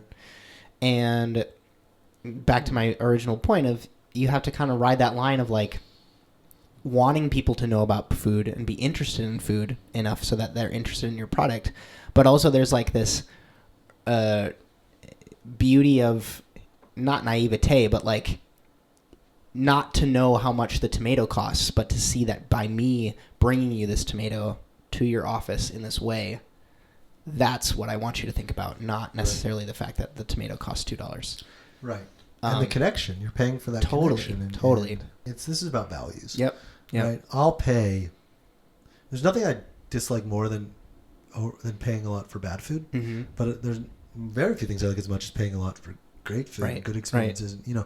And that's how I choose to spend my time. Mm-hmm. Some people choose to travel. Yep. And that's just a value, mm-hmm. right? You can experience what you're experiencing. To a degree. I've always had this. It's another thing I've always thought about is like, who knows the world more, the person that travels endlessly throughout time, or the person that watches the same patch of ground for 80 years, right? Mm-hmm. At the end of the day, it's a different knowledge. But if one's thinking about knowledge, it can be found. But traveling is a value. Buying this mic versus a different mic is a value. People will spend money on whatever they want to spend money on. And there's a whole group of people that want to spend it on food. I think, we're also kind of hovering around the outsides of like the price of food and the cost of food and access to food, which, has been a big critique of kind of this part of the food system, right? And I don't want to shy away from that at all. I'll argue for a long time that no one pays the true cost of food. And I've always said, give small farmers $50 billion in subsidies. We'll find a way to get the cost down. You know, so it's not a level playing field. You know, Sure. I mean, I don't bastardize anything, and this might get us onto a conversation about nutrition, but I do not believe there's such thing as bad food. If I could, I would give every starving child in any part of the world a Big Mac. I'll eat McDonald's, but it's about the balance of it and your approach to food. I don't believe that a Big Mac is bad. Right. It's not. Interesting. You know, it's calories, and that's valuable. But there's a reason it can be done at $1.99 or whatever the price of a Big Mac is, and there's so many elements of markets and systems that involve, you know, why. I just don't buy that organic food is only for, and this style of food is only for the wealthy. But farmers need to make money too, right? I mean, it's a grind for farmers to make money, and this is a way that maybe, you know, I think about this a lot. As kind of, I've been thinking a lot about this idea, but I don't know what the term is, but like Tom's, the shoe company, you know them? They've got this model, I think, where it's like 1-to-1. Like you buy a pair of shoes. What's that called? Is that I'm sure there is in like the startup VC world. Give one, buy one, give one, or whatever. So I've been thinking a lot about that with as I work with more companies with the bed model, and I'd love to find a way where you buy a bed and I grow you pay me to grow that second bed. You buy 30 but pay me for 60, or you buy 30 and you get 15 and I donate 15 on your behalf. Right? So here's all these ways that I can do the work and layer it on as a service for you. You get to tell the world you donated $20,000 or 10,000 pounds or whatever of food to these food banks. You know, I'll set up the distribution, I'll do it all, but like you'll pay for it. And to me, it's in working with companies that very well might be possible, and that might be able to create access for food. I also think a lot about this idea of getting a food truck and like the Good Humor Mobile, like basically loading up a food truck and being a mobile farmer's market. I think that'd be fun. It's going to work. Yeah. I thought about doing that with tasting menus.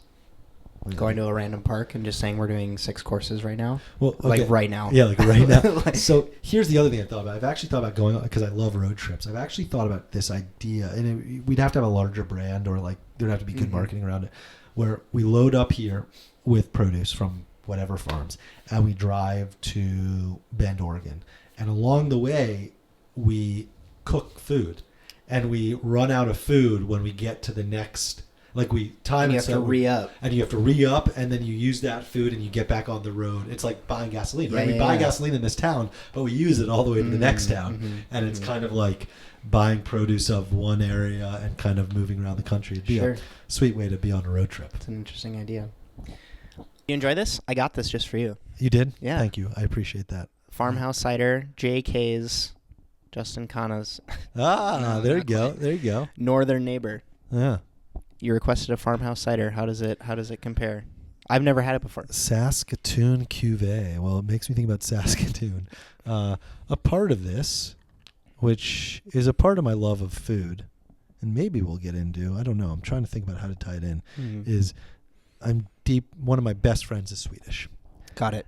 And a lot of the great inside jokes in my life are with this Swedish person. I think there's something about, this is going to say a lot about me. I was blown away by how well Swedes know English, and specifically my friend Arvid, like how someone who doesn't speak our language natively understands the nuances in humor. Sure. And the only way I can prove it is this guy might know more lines of The Big Lebowski than I do. And to me, The Big Lebowski is like one of the great movies of like language and just like the humor that language throughout a movie can have. And when I first met him in Australia, literally, we were just kind of on this island. Have you been to Australia? I have not. Yeah. There's a cool place there called Fraser Island, which is just this big sand island, not too dissimilar from the Outer Banks of North Carolina, just these sand islands. And put you in this hostel and you get a group of 10, blah, blah, blah. You drive for a few days. They give you tents and all the food.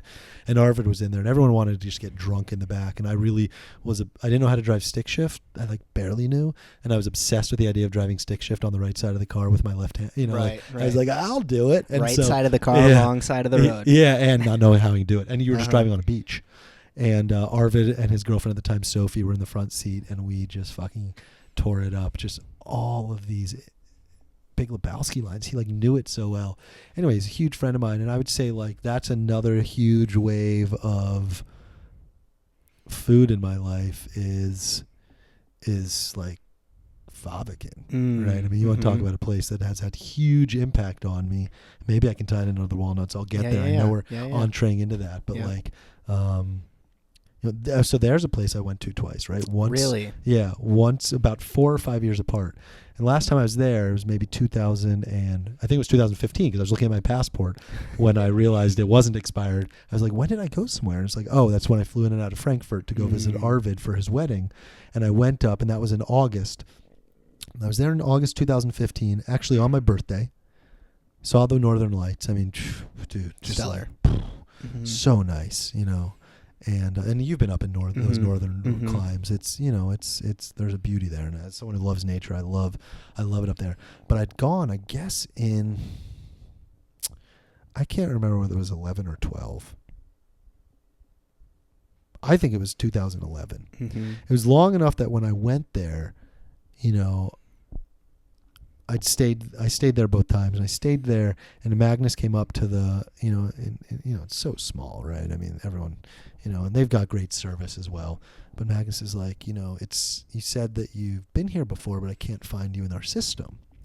And I said, yeah, you know, I think it was 2011 or something. He goes, oh, that's why we got a new system. We updated our system in 2012. Sure. Right. So what the way I found out about it, Arvid knew about it because Arvid loves food. Right. And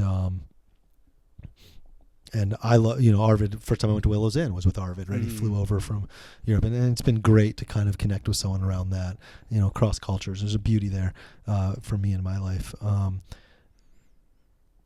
I'd read this article.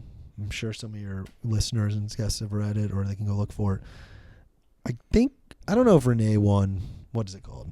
World's 50 Best, probably. World's 50 Best, or isn't there another one, the Bouche d'Or or something? Oh, Bocuse d'Or. Yeah, Bocuse d'Or. Yeah, that's it. Yeah.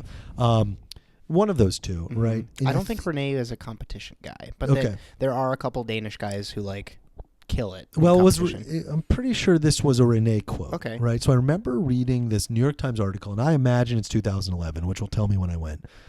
And it was like Scandinavian cooking, and it was, of course, very much about noma. And I don't know when noma was started, but 2011 seems like square in there, like. That's when I went. Days. That's when I staged. Okay.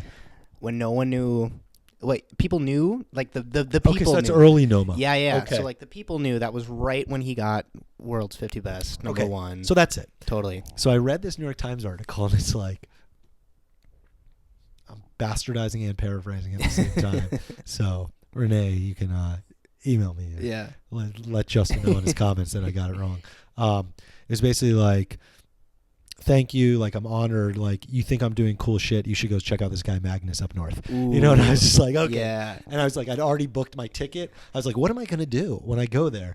And I was going to go there for 2 weeks. And so, you know, both times I've gone, it's this overnight train from Stockholm to, where did you get off? Ure. A-R-E. I don't know how to pronounce it. Arvin and I have spent about 20 minutes for me trying to get the Ure, right, or whatever, right? A-R-E with the A and the O. Okay. Right. Great overnight train. I went skiing, you know, which was incredible because it was dark at 2. And then I rented a car and went over the hill to Yarpen. And it was, you know, unbelievable. I still remember the sous chef walking up the stairs with... You've been to Falviken or no? No, I haven't. So it's upstairs. Oh, the kitchen's downstairs and everything's upstairs. And like you pretty much... Pretty much if you're 5 feet or taller, you're going to hit your head on like this floor. So like everyone's kind of got to duck every time you go up and down, but they're doing it. The sous chef comes up the stairs holding a cow femur. Magnus saws it open. It had just been roasted on the fire. Saws it open, scoops out the marrow, mixes it with some endive or radicchio and raw heart.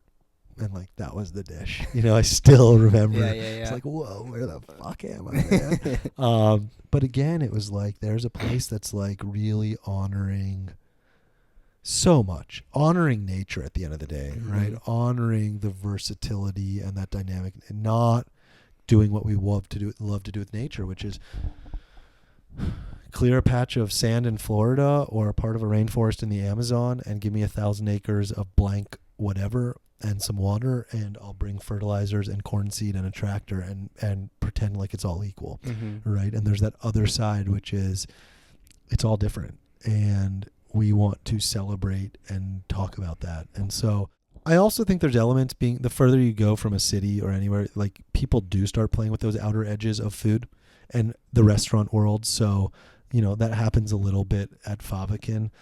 Daniel Berlin, actually, which is where the second time I went to Fäviken was for Arvid's birthday or Arvid's wedding. And shockingly, Arvid got married like weekend X in his hometown of on this island in the Baltic, which is great, called Gotland, which you should go to if you ever are over there. And like somehow his fiance / then to be wife let him go down to Copenhagen with me the weekend before their wedding, like the Saturday to Tuesday or Wednesday before his wedding. And we went to Daniel Berlin, and that place to me was actually incredible.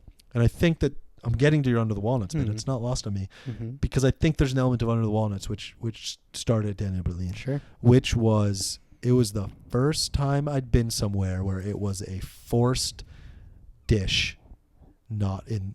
They made everyone get out of their seats and have a dish in the garden. We got this warm carrot soup, and that movement I'd never experienced in food before. Again, we're talking about that classic walk up somewhere, sit down at a table, maybe go to the bathroom. That movement was very unique to me. And also probably looked down upon in the beginning of like, back to that thing I was talking about fine dining, where like the last thing that you want to do is ask someone to do something, like especially strenuous. It should all just be seamless. The idea that it should all just be seamless is, I don't know, like that takes so much out of it. Where because you don't want the bad review, you don't want the people who didn't get it, quote unquote, and so people play it safe. But that was a very revolutionary concept for you. And Fäviken's like that as definitely. And Fäviken's like that as well because you have the opening, whatever you call them, hors d'oeuvres or amuse-bouche downstairs. Still remember eating the fried lichen. And the story was of the reindeer. That's why I love Fäviken, man. Because the next time I went there, and Magnus tells this story about. Back in the day, the ancestors would create butter and bury it under the moss and then go nomadically around and then come back to where they buried it, and they'd pull up the moss and there'd be this butter there, and it was like infused with the notes of the earth. And so like maybe he tried it, maybe he didn't, and he didn't pretend that what he was giving you was that, but it was like herbed butter with kind of the essence of the season, like a compound butter. But it was like there was more to it than just mailing it in. You're telling a history of people and people's connection to food, right? It can go off the rails and be like about Magnus or about some crazy concept, but that's like a history of our people, and that's like this concept of oral tradition, which is what I love about farming. But it was bound in food, and so both of these guys and I even had a third. This old place called that's not there anymore called Mirasol. Mirasol? And so it was no longer there in Southern. It's the only time I've ever had a meal where I actually thought it was very crazy. And I'd love to show you some pictures. I think they're all on my. Each dish felt like the meal could have been called Rainbow, and each dish was an homage to another color. Interesting. And I thought that was incredible.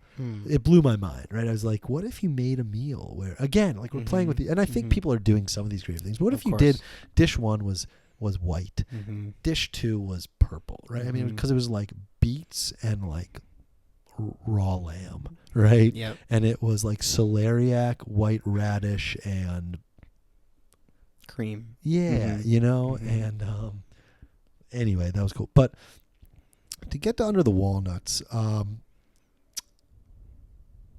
mean, again, man, I'll take the egotistical approach of like when I came up with it. I mean, I don't know, man. There must have been so many passive experiences in my life that made me think about it. But the first, I would say the seeds of Under the Walnuts, not negating what happened the first 35 years of my life that maybe led to Under the Walnuts. In 2016, when I was working at Matthews, we had a dinner series, right? The first year there, I was starting with JJ, the farm, kind of a confused situation, but we grew food and began to get introduced to the chefs of Seattle because we had food to sell. And that's when I first met Ed and walked into Solare, and Logan and Eli bought most of my food that year. In 2016, I kind of pitched Matthews on the idea, and they were willing to do it. As we had a dinner series of 4 chefs. The first one was Micah and JJ. Then was Logan. Then was Bobby Moore, did one from Barking Frog, although it got canceled because it was super windy, and he ended up doing it like February. And that was a concept. And then Eli, I still remember Eli out there and his girlfriend at the time, who was doing front of house and back of house stuff, Mandy, just like trying to cook in this like cold November night, in their puffies, And so to me, like, and then flash forward 2016 goes to 17 and we start Equilibrium, right? And we get the farm, I get the farm, and through the conversations of that whole season, Mike and I had been talking, and in 2016 and Colin, I finally kind of make the deal with Colin and buy the farm, and Skip stays on, the farm manager. And so all of these concepts take off, and we didn't really have it in 2017, right? Equilibrium did not have a Under the Walnuts, despite the fact that you and Jack cooked Under the Walnuts, right? Totally. And so I don't know why that gap was there. There's a lot going on. It wasn't until maybe March that I bought the farm. I don't own the land, but, bought the assets, started Equilibrium. Equilibrium actually must have come up with the word in like 2015. And I was like, I got to file for so I had a company for like 3 years without actually doing anything, right? Because I like the word. Sure. And I will say that if I could change it, I would spell it EKOLIBRIUM, which is an homage to, again, my friend Arvid, because ekologis is the word for organic in Swedish. Right. I imagine it can't be that far in Norwegian. Yeah. And so I think, that you and Jack having that event there. I think you're the first guy that cooked there. I think yours was before it was Jack's. And the shocking thing is, Colin and Sufco, when I first took it over, and I remember actually we had a CSA at Matthews in 2016, and I convinced Skip to let me. I knew they weren't harvesting enough of homegrown tomatoes, and I convinced Skip to, the day after they harvested homegrown tomatoes, to let me come in and glean some so I could put some tomatoes in our CSA box. And I didn't own the farm at that point. And I remember kind of walking around and realizing like there was that fire pit back there, which has now been moved. Yep. Actually, it's now where the hearth is. Got it. It was under 5 feet of grass. Wow. They didn't use the idea of an event space. There was none of that. They were doing production farming and only that. Whereas I think what you can tell with us is it's about bringing people out. And for lack of a better term, it's, something that, Mike and I talked a lot about is, this idea of connecting people closer to themselves, each other, and nature. Right. And that's that space. Right. And in that is the same ideas of kind of why I was at the outdoor school and the beauty I think nature has for us. So we flash forward to 2017, and you come out. Let's go for it. I don't think we'd cut the same trees down yet. We were focused on the farming. There wasn't running water. There wasn't benches to prep on. I think we did the first part of our prepping on the dining room table because guests weren't there yet. But what was that? Was it those green What did you eat on? Because we did not have. It was those green picnic. It was green picnic tables, right? Mm-hmm. And so at some point in the winter of 17 going into 18, as Mike and I were talking, it became obvious that the kind of doing formalizing this, as part of the culinary program was what we needed to do. And,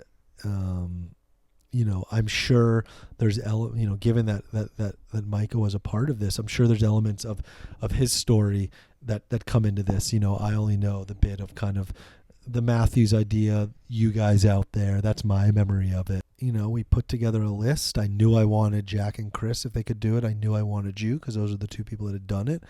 And I felt like it was only appropriate to offer it to all the people that bought from us. Right. That's where we start with, because what we're trying to do is create community. Mm-hmm. And, I also think there's a deep kind of like, I think I must have known of Outstanding in the Field, right? I think there's like a deep cultural cachet to it, right? Mm-hmm. A little bit of an underground dinner series. You guys offer something that nobody else offers, though. Yes, Herb Farm takes you through the field. No, they don't. Kind of, not really. Like, it's like the front garden area. The garden that they don't even really use. That garden totally. So tell me another. I mean, this is Daniel Berlin, man. Yes. This is what Daniel Berlin is, because Daniel Berlin. I mean, I asked when I was staying at Favakin, because I got there early the second time, someone could walk me around the fields, and they did. And I think Magnus didn't do it. And the next, later I had them show me the, all their stuff, because I was very interested as a farmer. But Daniel Berlin takes you there. Where else does it? Give me a second to think about this. French Laundry could, because they're farming a lot right across the street. Some people do. Some people will show up a little early, and if they can catch the tail end of when Aaron is there, or whoever's farming, but they'll get a tour. But it's not built in. Nope. And so, who else? But we're also not fucking a restaurant, and it's like great, enjoy it. By the way, walk for 5 minutes to go to the porta potty, right? So there's this weird tension with me. It's like managing expectations, like embracing imperfection, right? Like all of it, I don't know. So much of this conversation has been the wonderful experience of you spinning a web and then trying to being able to see where all the strings connect in the best way. Yeah. But thinking about your feedback towards it's not the French Laundry in the best way, right? Right. It's not all that far off, right? Because you have very talented chefs working with produce that's less than a mile away, right? Like less than half a mile away. It's right there, right?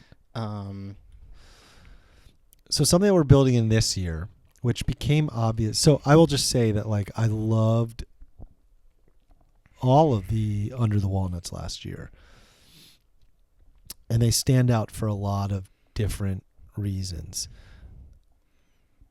I felt like the people that became the closest to that ideal I had of really breaking stuff down and just playing with stuff, and it might not be surprising, was Jack and Chris. And I think there's multiple reasons why. One is Jack had done it before, and I think so. Something I'm interested in is people do it again, right? Mm-hmm. So you weren't as surprised by things in 2018, correct, as in 17, because you're this is weird, and we don't have this, but we don't have that, and we might have been easier because 17 was so hard. So you're actually able to spend more time thinking about the food and your concepts, correct, versus how am I supposed to do this? Mm-hmm. So first go around, it's geez, this is so hard, because what's happened is most chefs are trying to transplant what they know of the kitchen onto there, and the rules are different. Right. And so this is Jack and Chris of the Herb Farm for everybody. Jack and Chris of the Herb Farm. So Jack had been there before, so that wasn't a surprise. They're a tandem of chef and sous chef. So there's just this idea of compadre, companion, who bounce ideas off of we can go out on a limb because we're here to protect each other kind of thing, which just allows for more of a thing. And so there's that. The thing I found that they did that was so incredible, and it took me a while to realize they were doing this, was they got something every week from me throughout the season. And it turned out that the way they structured the meal was the thing they got from me the first, which was fava beans. They turned into a fava bean miso, and they made it dish one. And so the meal was actually a marching through the season. They took garlic from me and made black garlic and used that. So it was this very cool thing. But the thing that really got me was like they moved people around in a way that no one else did. Most of it was like the walnuts to the fire. Yep. We did a course over in the orchard. Now, I didn't have the orchard for a lot of the other meals because I got it like late July. But it got me thinking about this thing, which is I want to include, if what we can really do is break down conventional elements. If what we're really trying to do is connect people to food, there needs to be in some way, perhaps both, but at least one of either an agricultural act or a culinary act that is done by the diners, right? Like what is the like when you talk about acting, the fourth wall is don't look at the camera, right? And so breaking down the fourth wall is something that like The Office did, right? Which is, groundbreaking. Yep. Adam McKay movies do it a lot as well, right? But by and large, movies still don't break down the fourth wall. The fourth wall in the restaurant is guests don't touch the food. They don't prep. Guests don't get a knife in their hand and they don't saute something. Right. And so how can we play with that? Because now all of a sudden the guest, they're not going to cook the meal, but like you want to talk about validating a $200 ticket or $180 ticket, all the food and wine and the chef is great, but like you picked apples and cored them and then it was a galette or whatever, the chef needs to think about how it, so it's a playfulness as well that I'm going to charge the chefs with. Find a way to get the diners cooking, whatever that means to you, whether it's go out and harvest. And this plays on this trope that I've thought about a lot. I don't know if I'd ever have a restaurant. I don't think I would need a team, right? I mean, the company of Equilibrium eventually could if I have the right structural place, but I don't have enough organization to do it myself. I've always had this idea that as you walk up to the maitre d', you walk through a greenhouse and you grab some sort of food and you hand it to the maitre d', and that piece of food ends up coming back to you. Weaves its way into your meal. And I've always thought about do you know of any places that do that? Yeah, Because there's a place in Spain called Azurmendi. Okay. And your first few, you drink your champagne in a greenhouse, and sometimes there's little snacks hidden amongst the tomato plants, or like your first few snacks are in the greenhouse, and then you make your way into the dining room. But do you harvest anything? Good question. Because that's the component that I like, is the diner harvests something that for whatever reason they choose, hands it to the maitre d', and then that somehow at some point finds its way into your dish. Right. Which is a logistical nightmare. I mean, don't get me wrong, on so many levels. True, but for us, like one of the things we did last year was we had people pick nasturtium flowers and tempura them. That's right. Because that's right. It was the only place where that could exist. It's the only place where that idea could exist. Is tempura frying a nasturtium flower would not work if I, as a chef, went to a farmer's market and bought those nasturtiums, because they would be floppy and dead. Right. That's right. And I gave you some earlier in the week, and you had too heavy of a batter. Right. I remember that.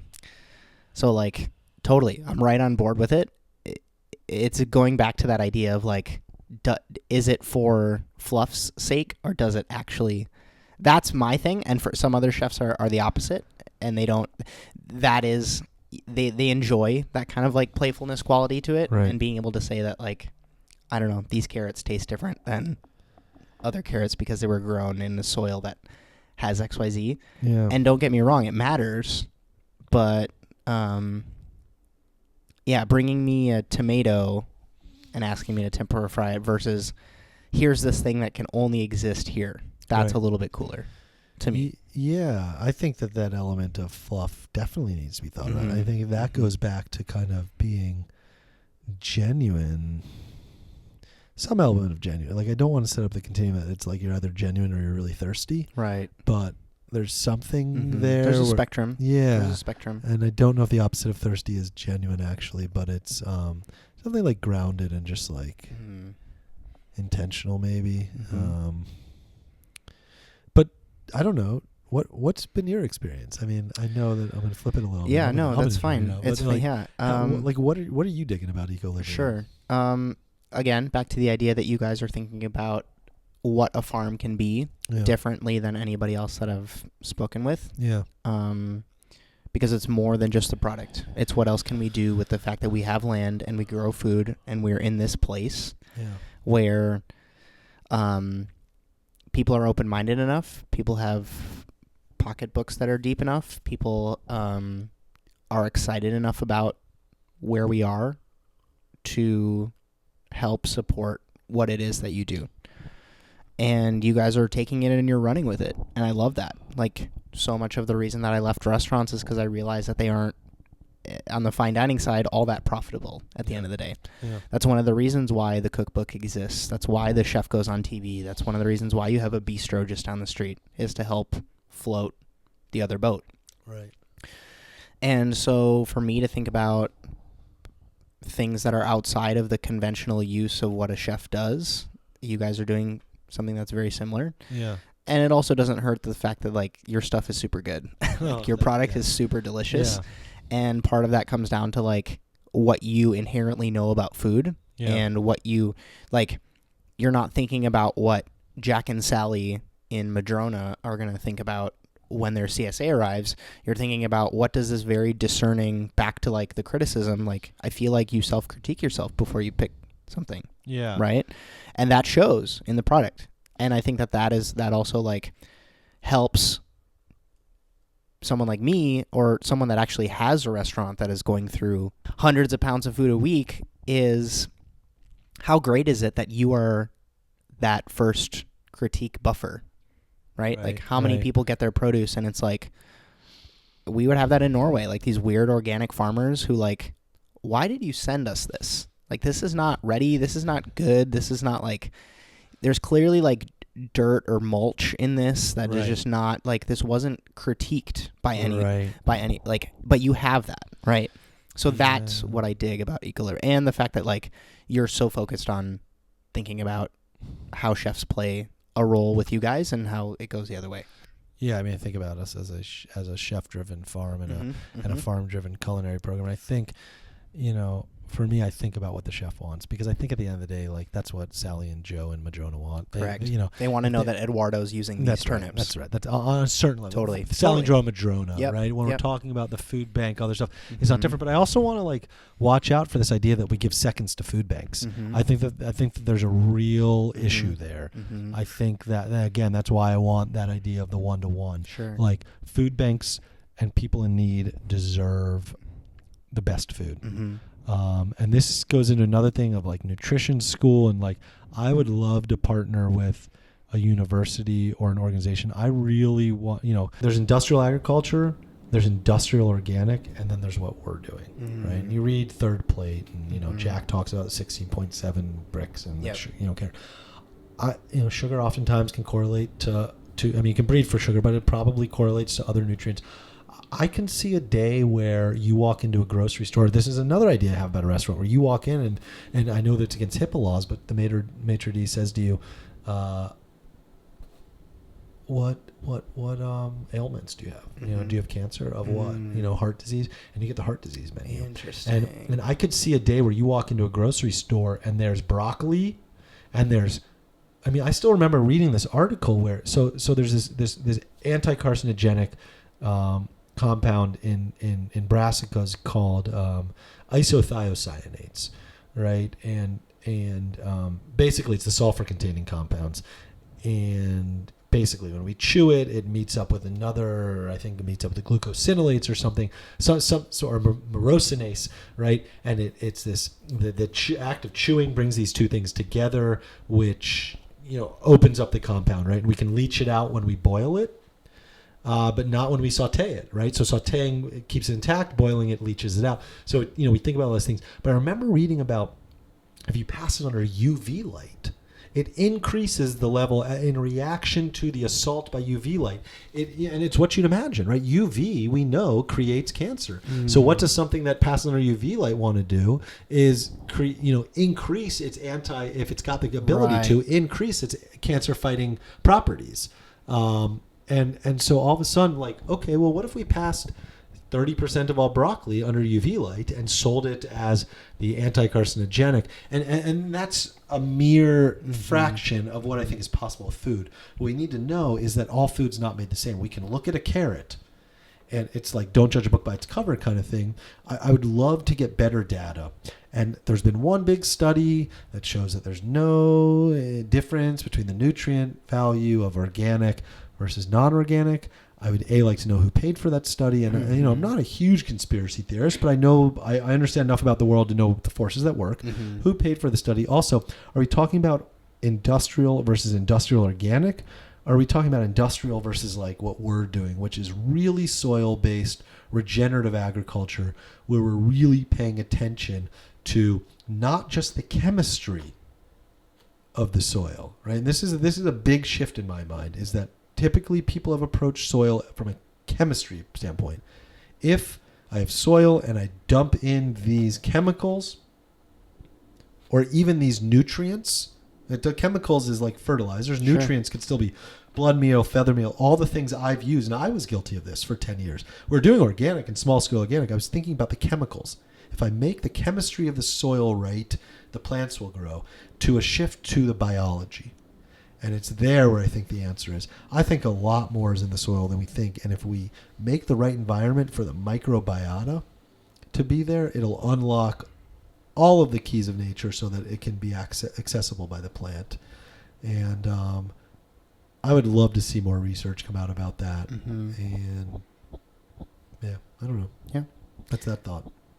I want to go into rapid fire questions, but I also want to acknowledge the props that you brought. Okay. So do you want to chat through a couple of these sure. things? So I brought these things for 3 different reasons. I brought these things for one reason. They were randomly in my car. And I was driving over here. I was like, shit, man, like I'm going to do this. And there's a visual component and I have no props. So I was on the farm earlier today. This is an Atlas carrot that was planted on, also sometimes called the Parisian market.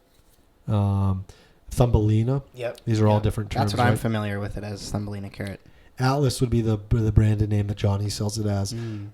Parisian market is probably the conceptual thing because I think they were famous in the Paris markets. We have to taste it. We have to wash it, taste it, and talk about the notes of. Okay. Okay. But let me explain the 3 and then we'll go do it. I found that in the field, man. I realized that there's 3 rows of carrots that are still holding in the field. One of the great things, if it was a normal March and the temps were more in the 40s and 30s at night, maybe even getting in the 50s, they would have rotted. I bet in a week these will be rotting because the rot's probably close to there, but it's not warm enough, so it's just dormant. Once those warm temps, which we're expected to see it's meant to be 65 degrees on Sunday and one day. Wow. That rot's going to set in, but we still have winter right there, right? And actually, we have summer. That was August 19th that was seeded. Wow. Okay. Then I was in the greenhouse today, and I realized that I thought it was chickweed underneath the remay that I had. And I look in, and this is an unbelievable beet that, again, was planted sometime in September. Excuse me. So this is another thing from the farm, from the greenhouse. Again, I think what is interesting to me is you see a plant there that was pulled out of the ground in your carrot. It has no greens because there was frost damage. But it's intact, and there's not even it's any... It's not soft. Yeah, it's not squishy. This now, because it was under remay in a greenhouse, and got to a base level of height, survived. And there's actually a fair amount of foliage on this. This is a pretty substantial beet for being effectively a 6-month-old beet. Right? Beets are meant to be 60 to 70 days, and this is 180 days. Sure. And then this, to the average chef out there, would be an onion ready for dicing. We are actually going to plant these. And this to me is like, maybe, in a couple of years we'll do another podcast. If you invite me back, we'll talk about other things. Totally. But we haven't talked a lot about like the ideas of oral tradition, and like we live in this really data-driven world. And I always say we live in the most cognitive times of all, and we live in the most cognitive cognitive place in the most cognitive times of all, right? And people are really up here. And I think a lot about these 3 strands of life, the cognitive, the emotional, and the physical. And we are very cognitive, right?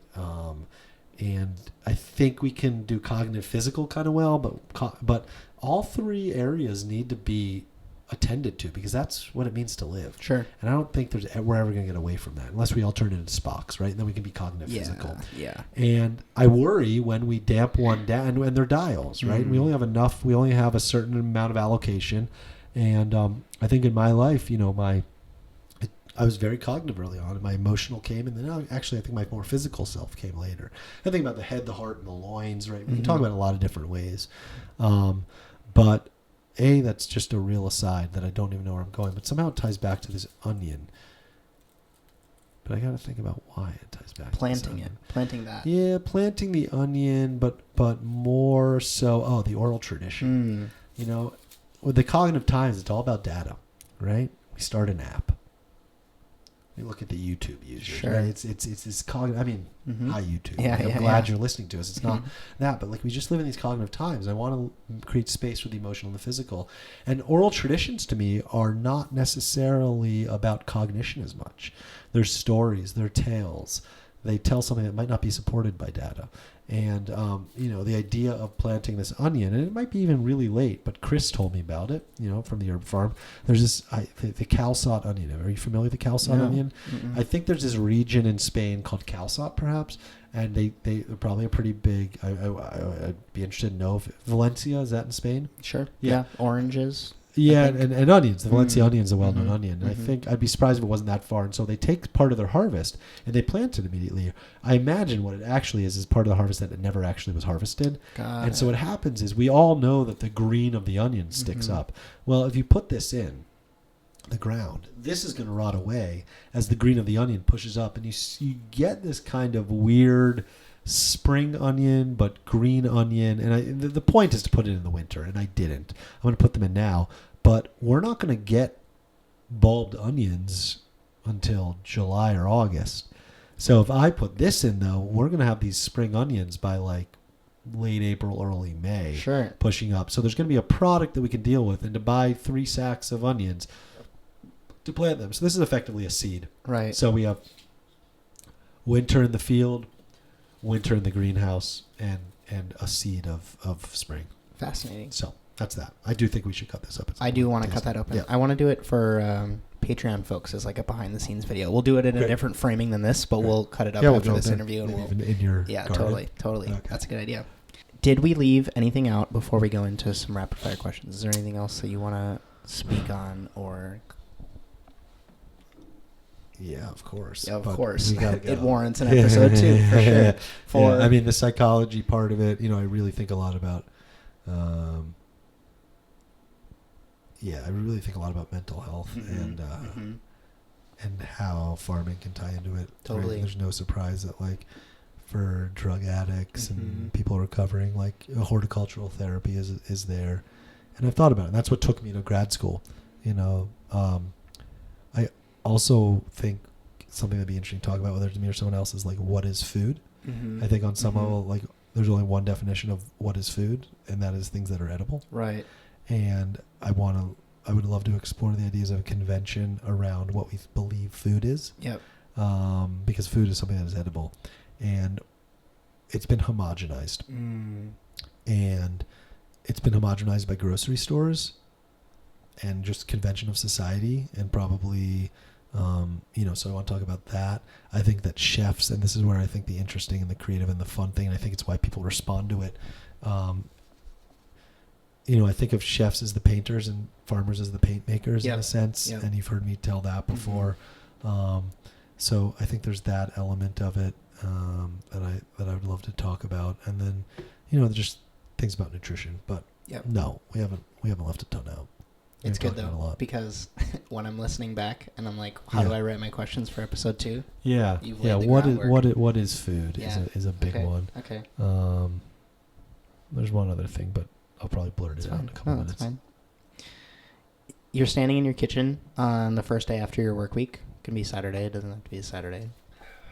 How do you make your eggs for yourself?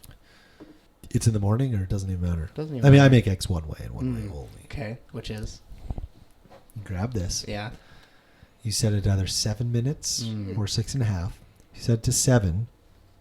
When the water boils, you hit start, and then you go find the eggs and put them in. Or you set it 6.5 and you put the eggs in and then you hit start. Right. Yeah, I'm a huge fan of the 6.5 minute egg. Got it. Okay. Or okay. All right. Or, and I told Chris and Jack this, and they looked at me and they're like, "You're an idiot. Dan Barber's been doing this forever." But I would like to think of this as convergent evolution.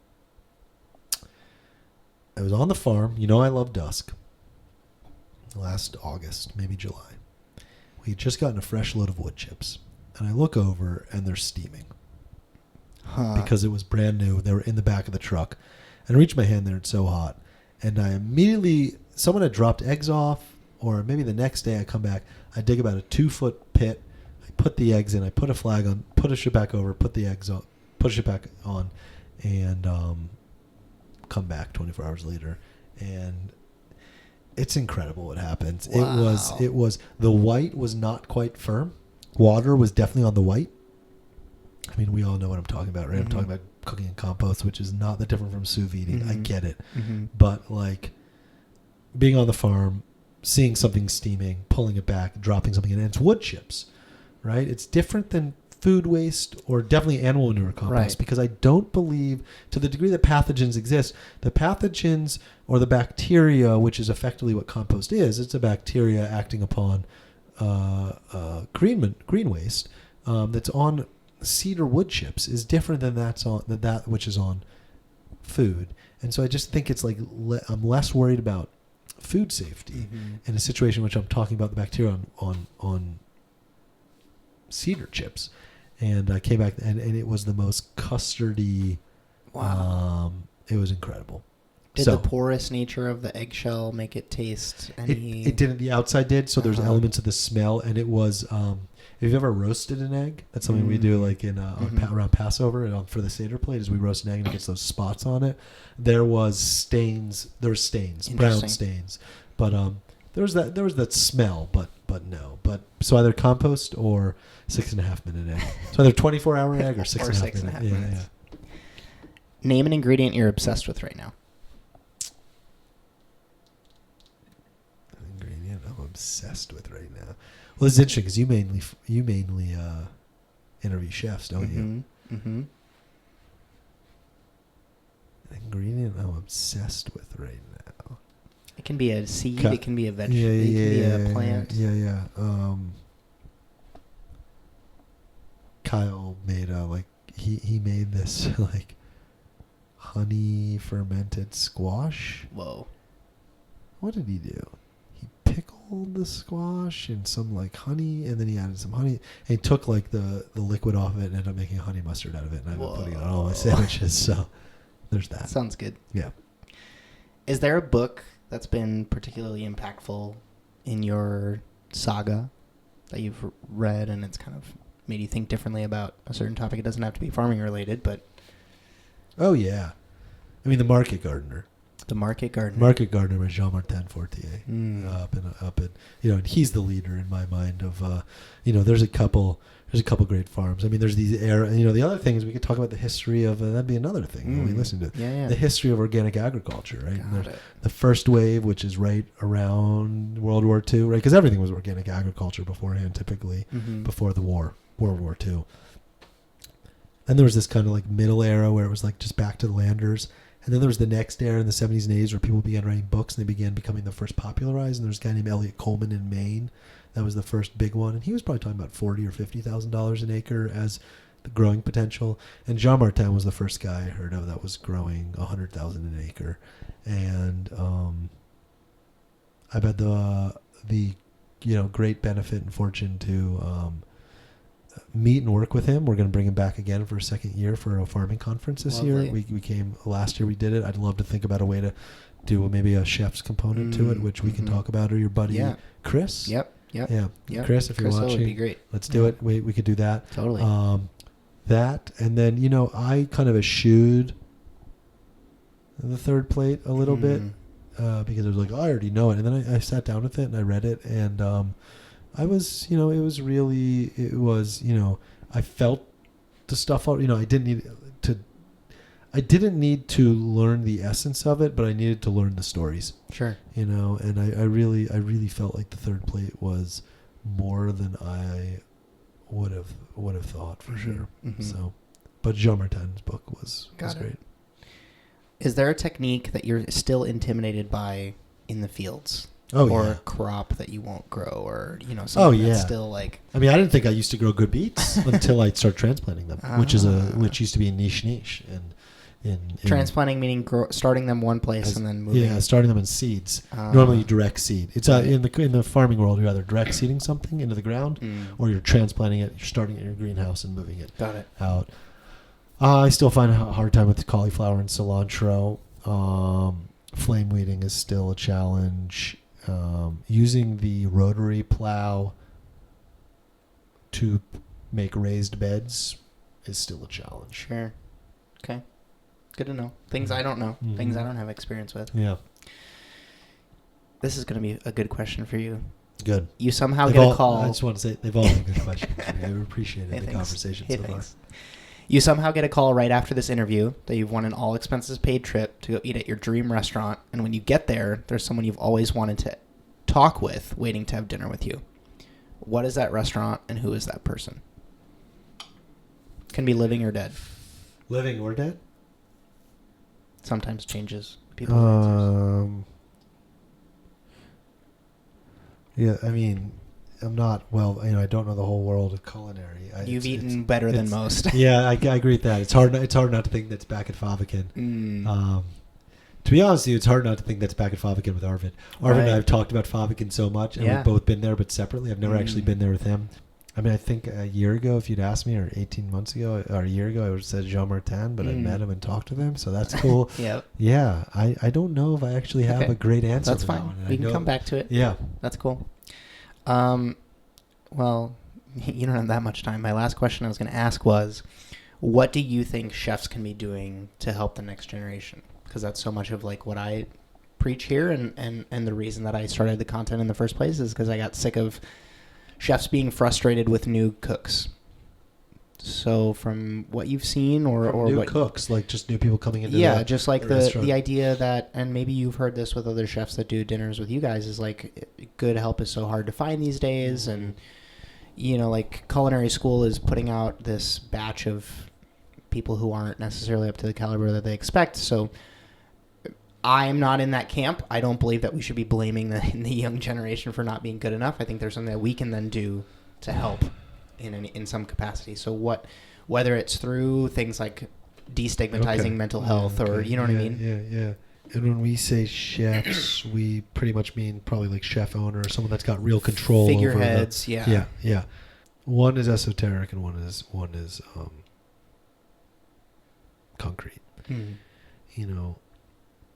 One of the great things I had was when I was at the outdoor school, and one of the great things I see about farms is this idea of people coming together that are young and novices and idealistic and have visions and ideas and no experience and not as good as they think they are and all that stuff, but that sense of community.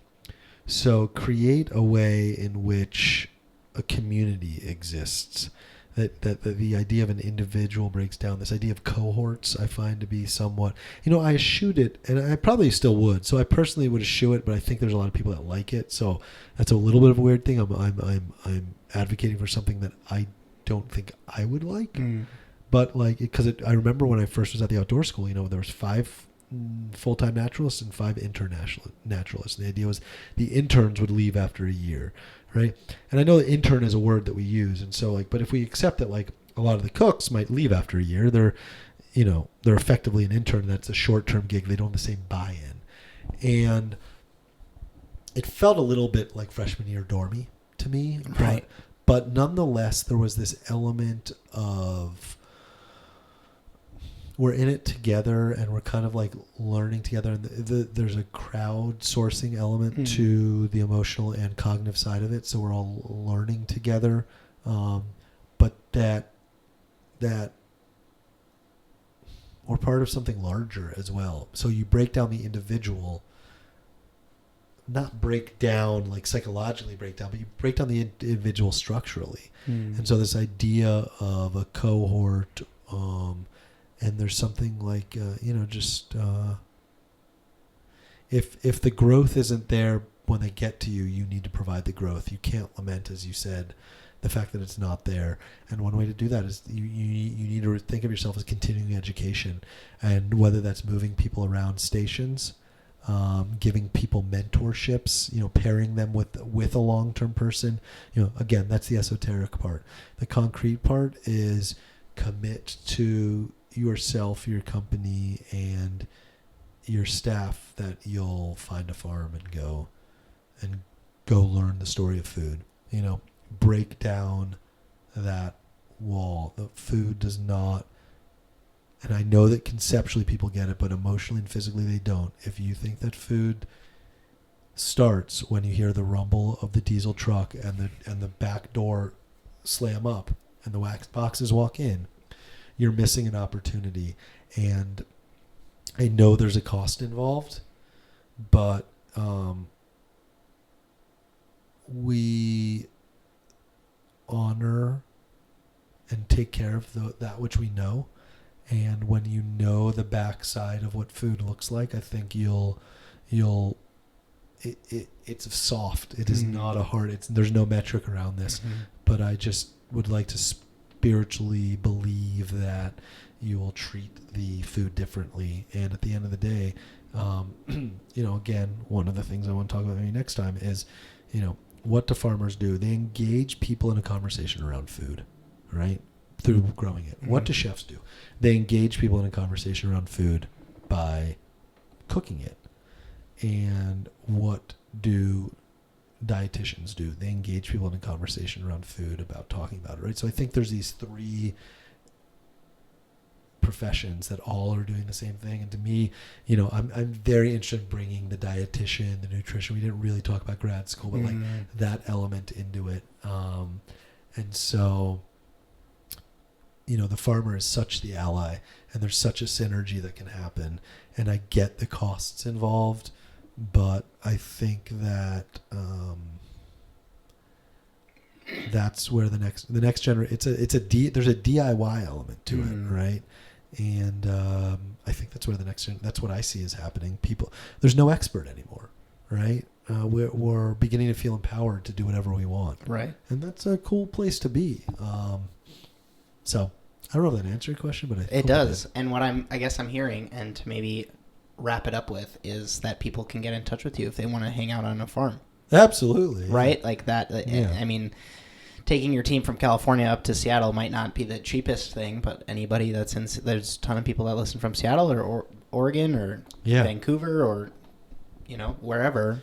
Yeah. Where can people find you? Make that request. Yeah. Ask about any of the things that we pontificated on today. Like where do you want to send people? I could see an iteration 5 years down the line where like a company wants to get more involved in. I can look on Instagram or.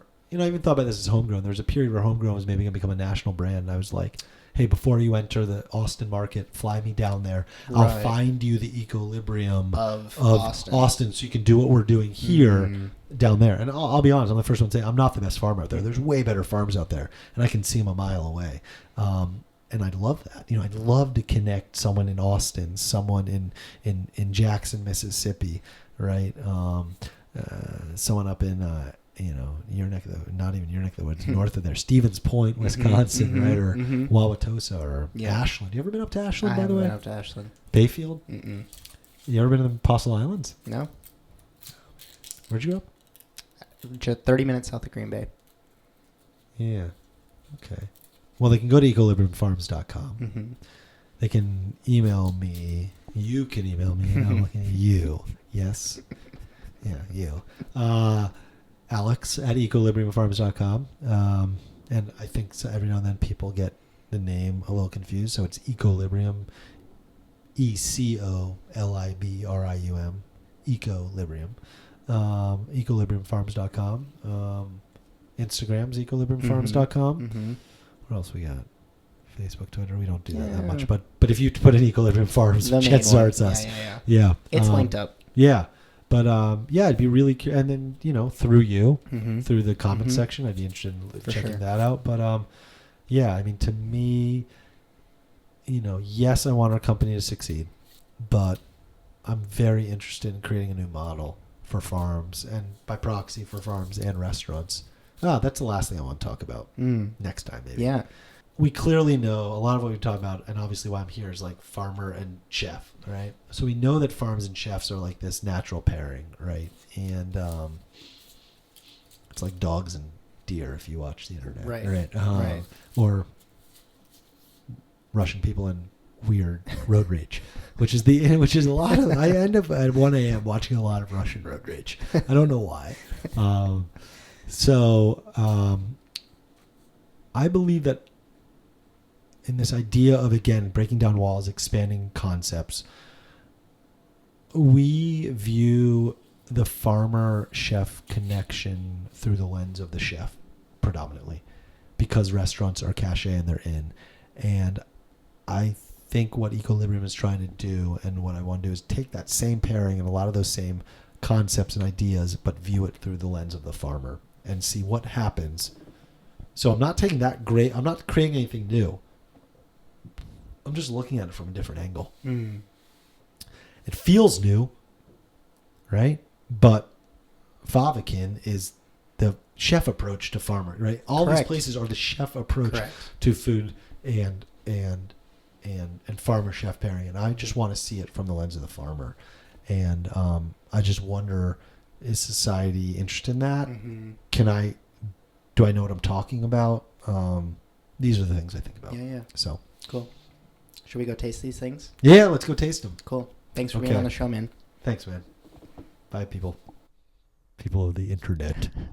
And so ends the longest interview so far in the Emulsion podcast's history. That's a fun little trivia fact for season 1 fans of the show. Thank you so much for spending your time here. I sincerely hope you enjoyed it. As you could probably tell from all of the topics that we brought up that we didn't get around to talking to, there is so much white space for a part 2 of this interview. So please leave your questions or comments down below or tweet at me. Hey, even better, get in touch with Alex and the awesome team at Equilibrium Farms to start a conversation. The coolest part about these interviews should be, yes, the interviews, but also the fact that you can interact with these people in real life. So if you want to give your kitchen team a better sense of how organic food is grown, if you're a culinary school student and you want to put in some hours in the field so you feel better equipped to pass like your product ID class, or if you're a chef who wants to still work with food but the hustle and bustle of a kitchen isn't your speed, I can't recommend Equilibrium enough. They're in this exciting phase where they're still getting their feet wet, and in my experience, those are where some of the best learning opportunities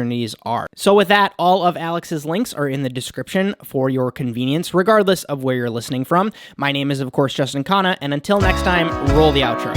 We did it. You're in outro land now. Thank you so much. I appreciate your ears more than you'll ever know. Hey, by making it to the end, you're the type of person that I want to speak to directly. This little production is constantly growing. If you enjoyed this episode, if you like what I'm trying to do with this show and want to make sure more people can find us, a free way to help out that takes less than 3 minutes is to leave the Emulsion a great review on iTunes. If you didn't enjoy this show, please also leave a review. I'm happy to take any constructive feedback you've got. If you want to learn more about supporting this show with your hard-earned cash, patreon.com/Justin Khanna is the place to do that. I've got tiers starting at just $1 per month. Let's say you just like being involved through suggesting stories to be covered or asking questions to my interview guests. You can stay up to date by following along on Twitter or Instagram. That is linked up in the description for your convenience, or always available on justinkhanna.com. If you're on YouTube and listening, you can take this show on the go because this is available on all podcast platforms, including Spotify. And if you prefer video versions of things like my interview shows or the shorter intermezzo episodes, and you're listening audio only, please check out my YouTube channel to see more of that. Now's normally where I'd say my name is Justin Khanna, and I hope you have a good one, but you've probably got another podcast episode to listen to, so I'm just gonna get out of the way here. Excuse me. Pardon me.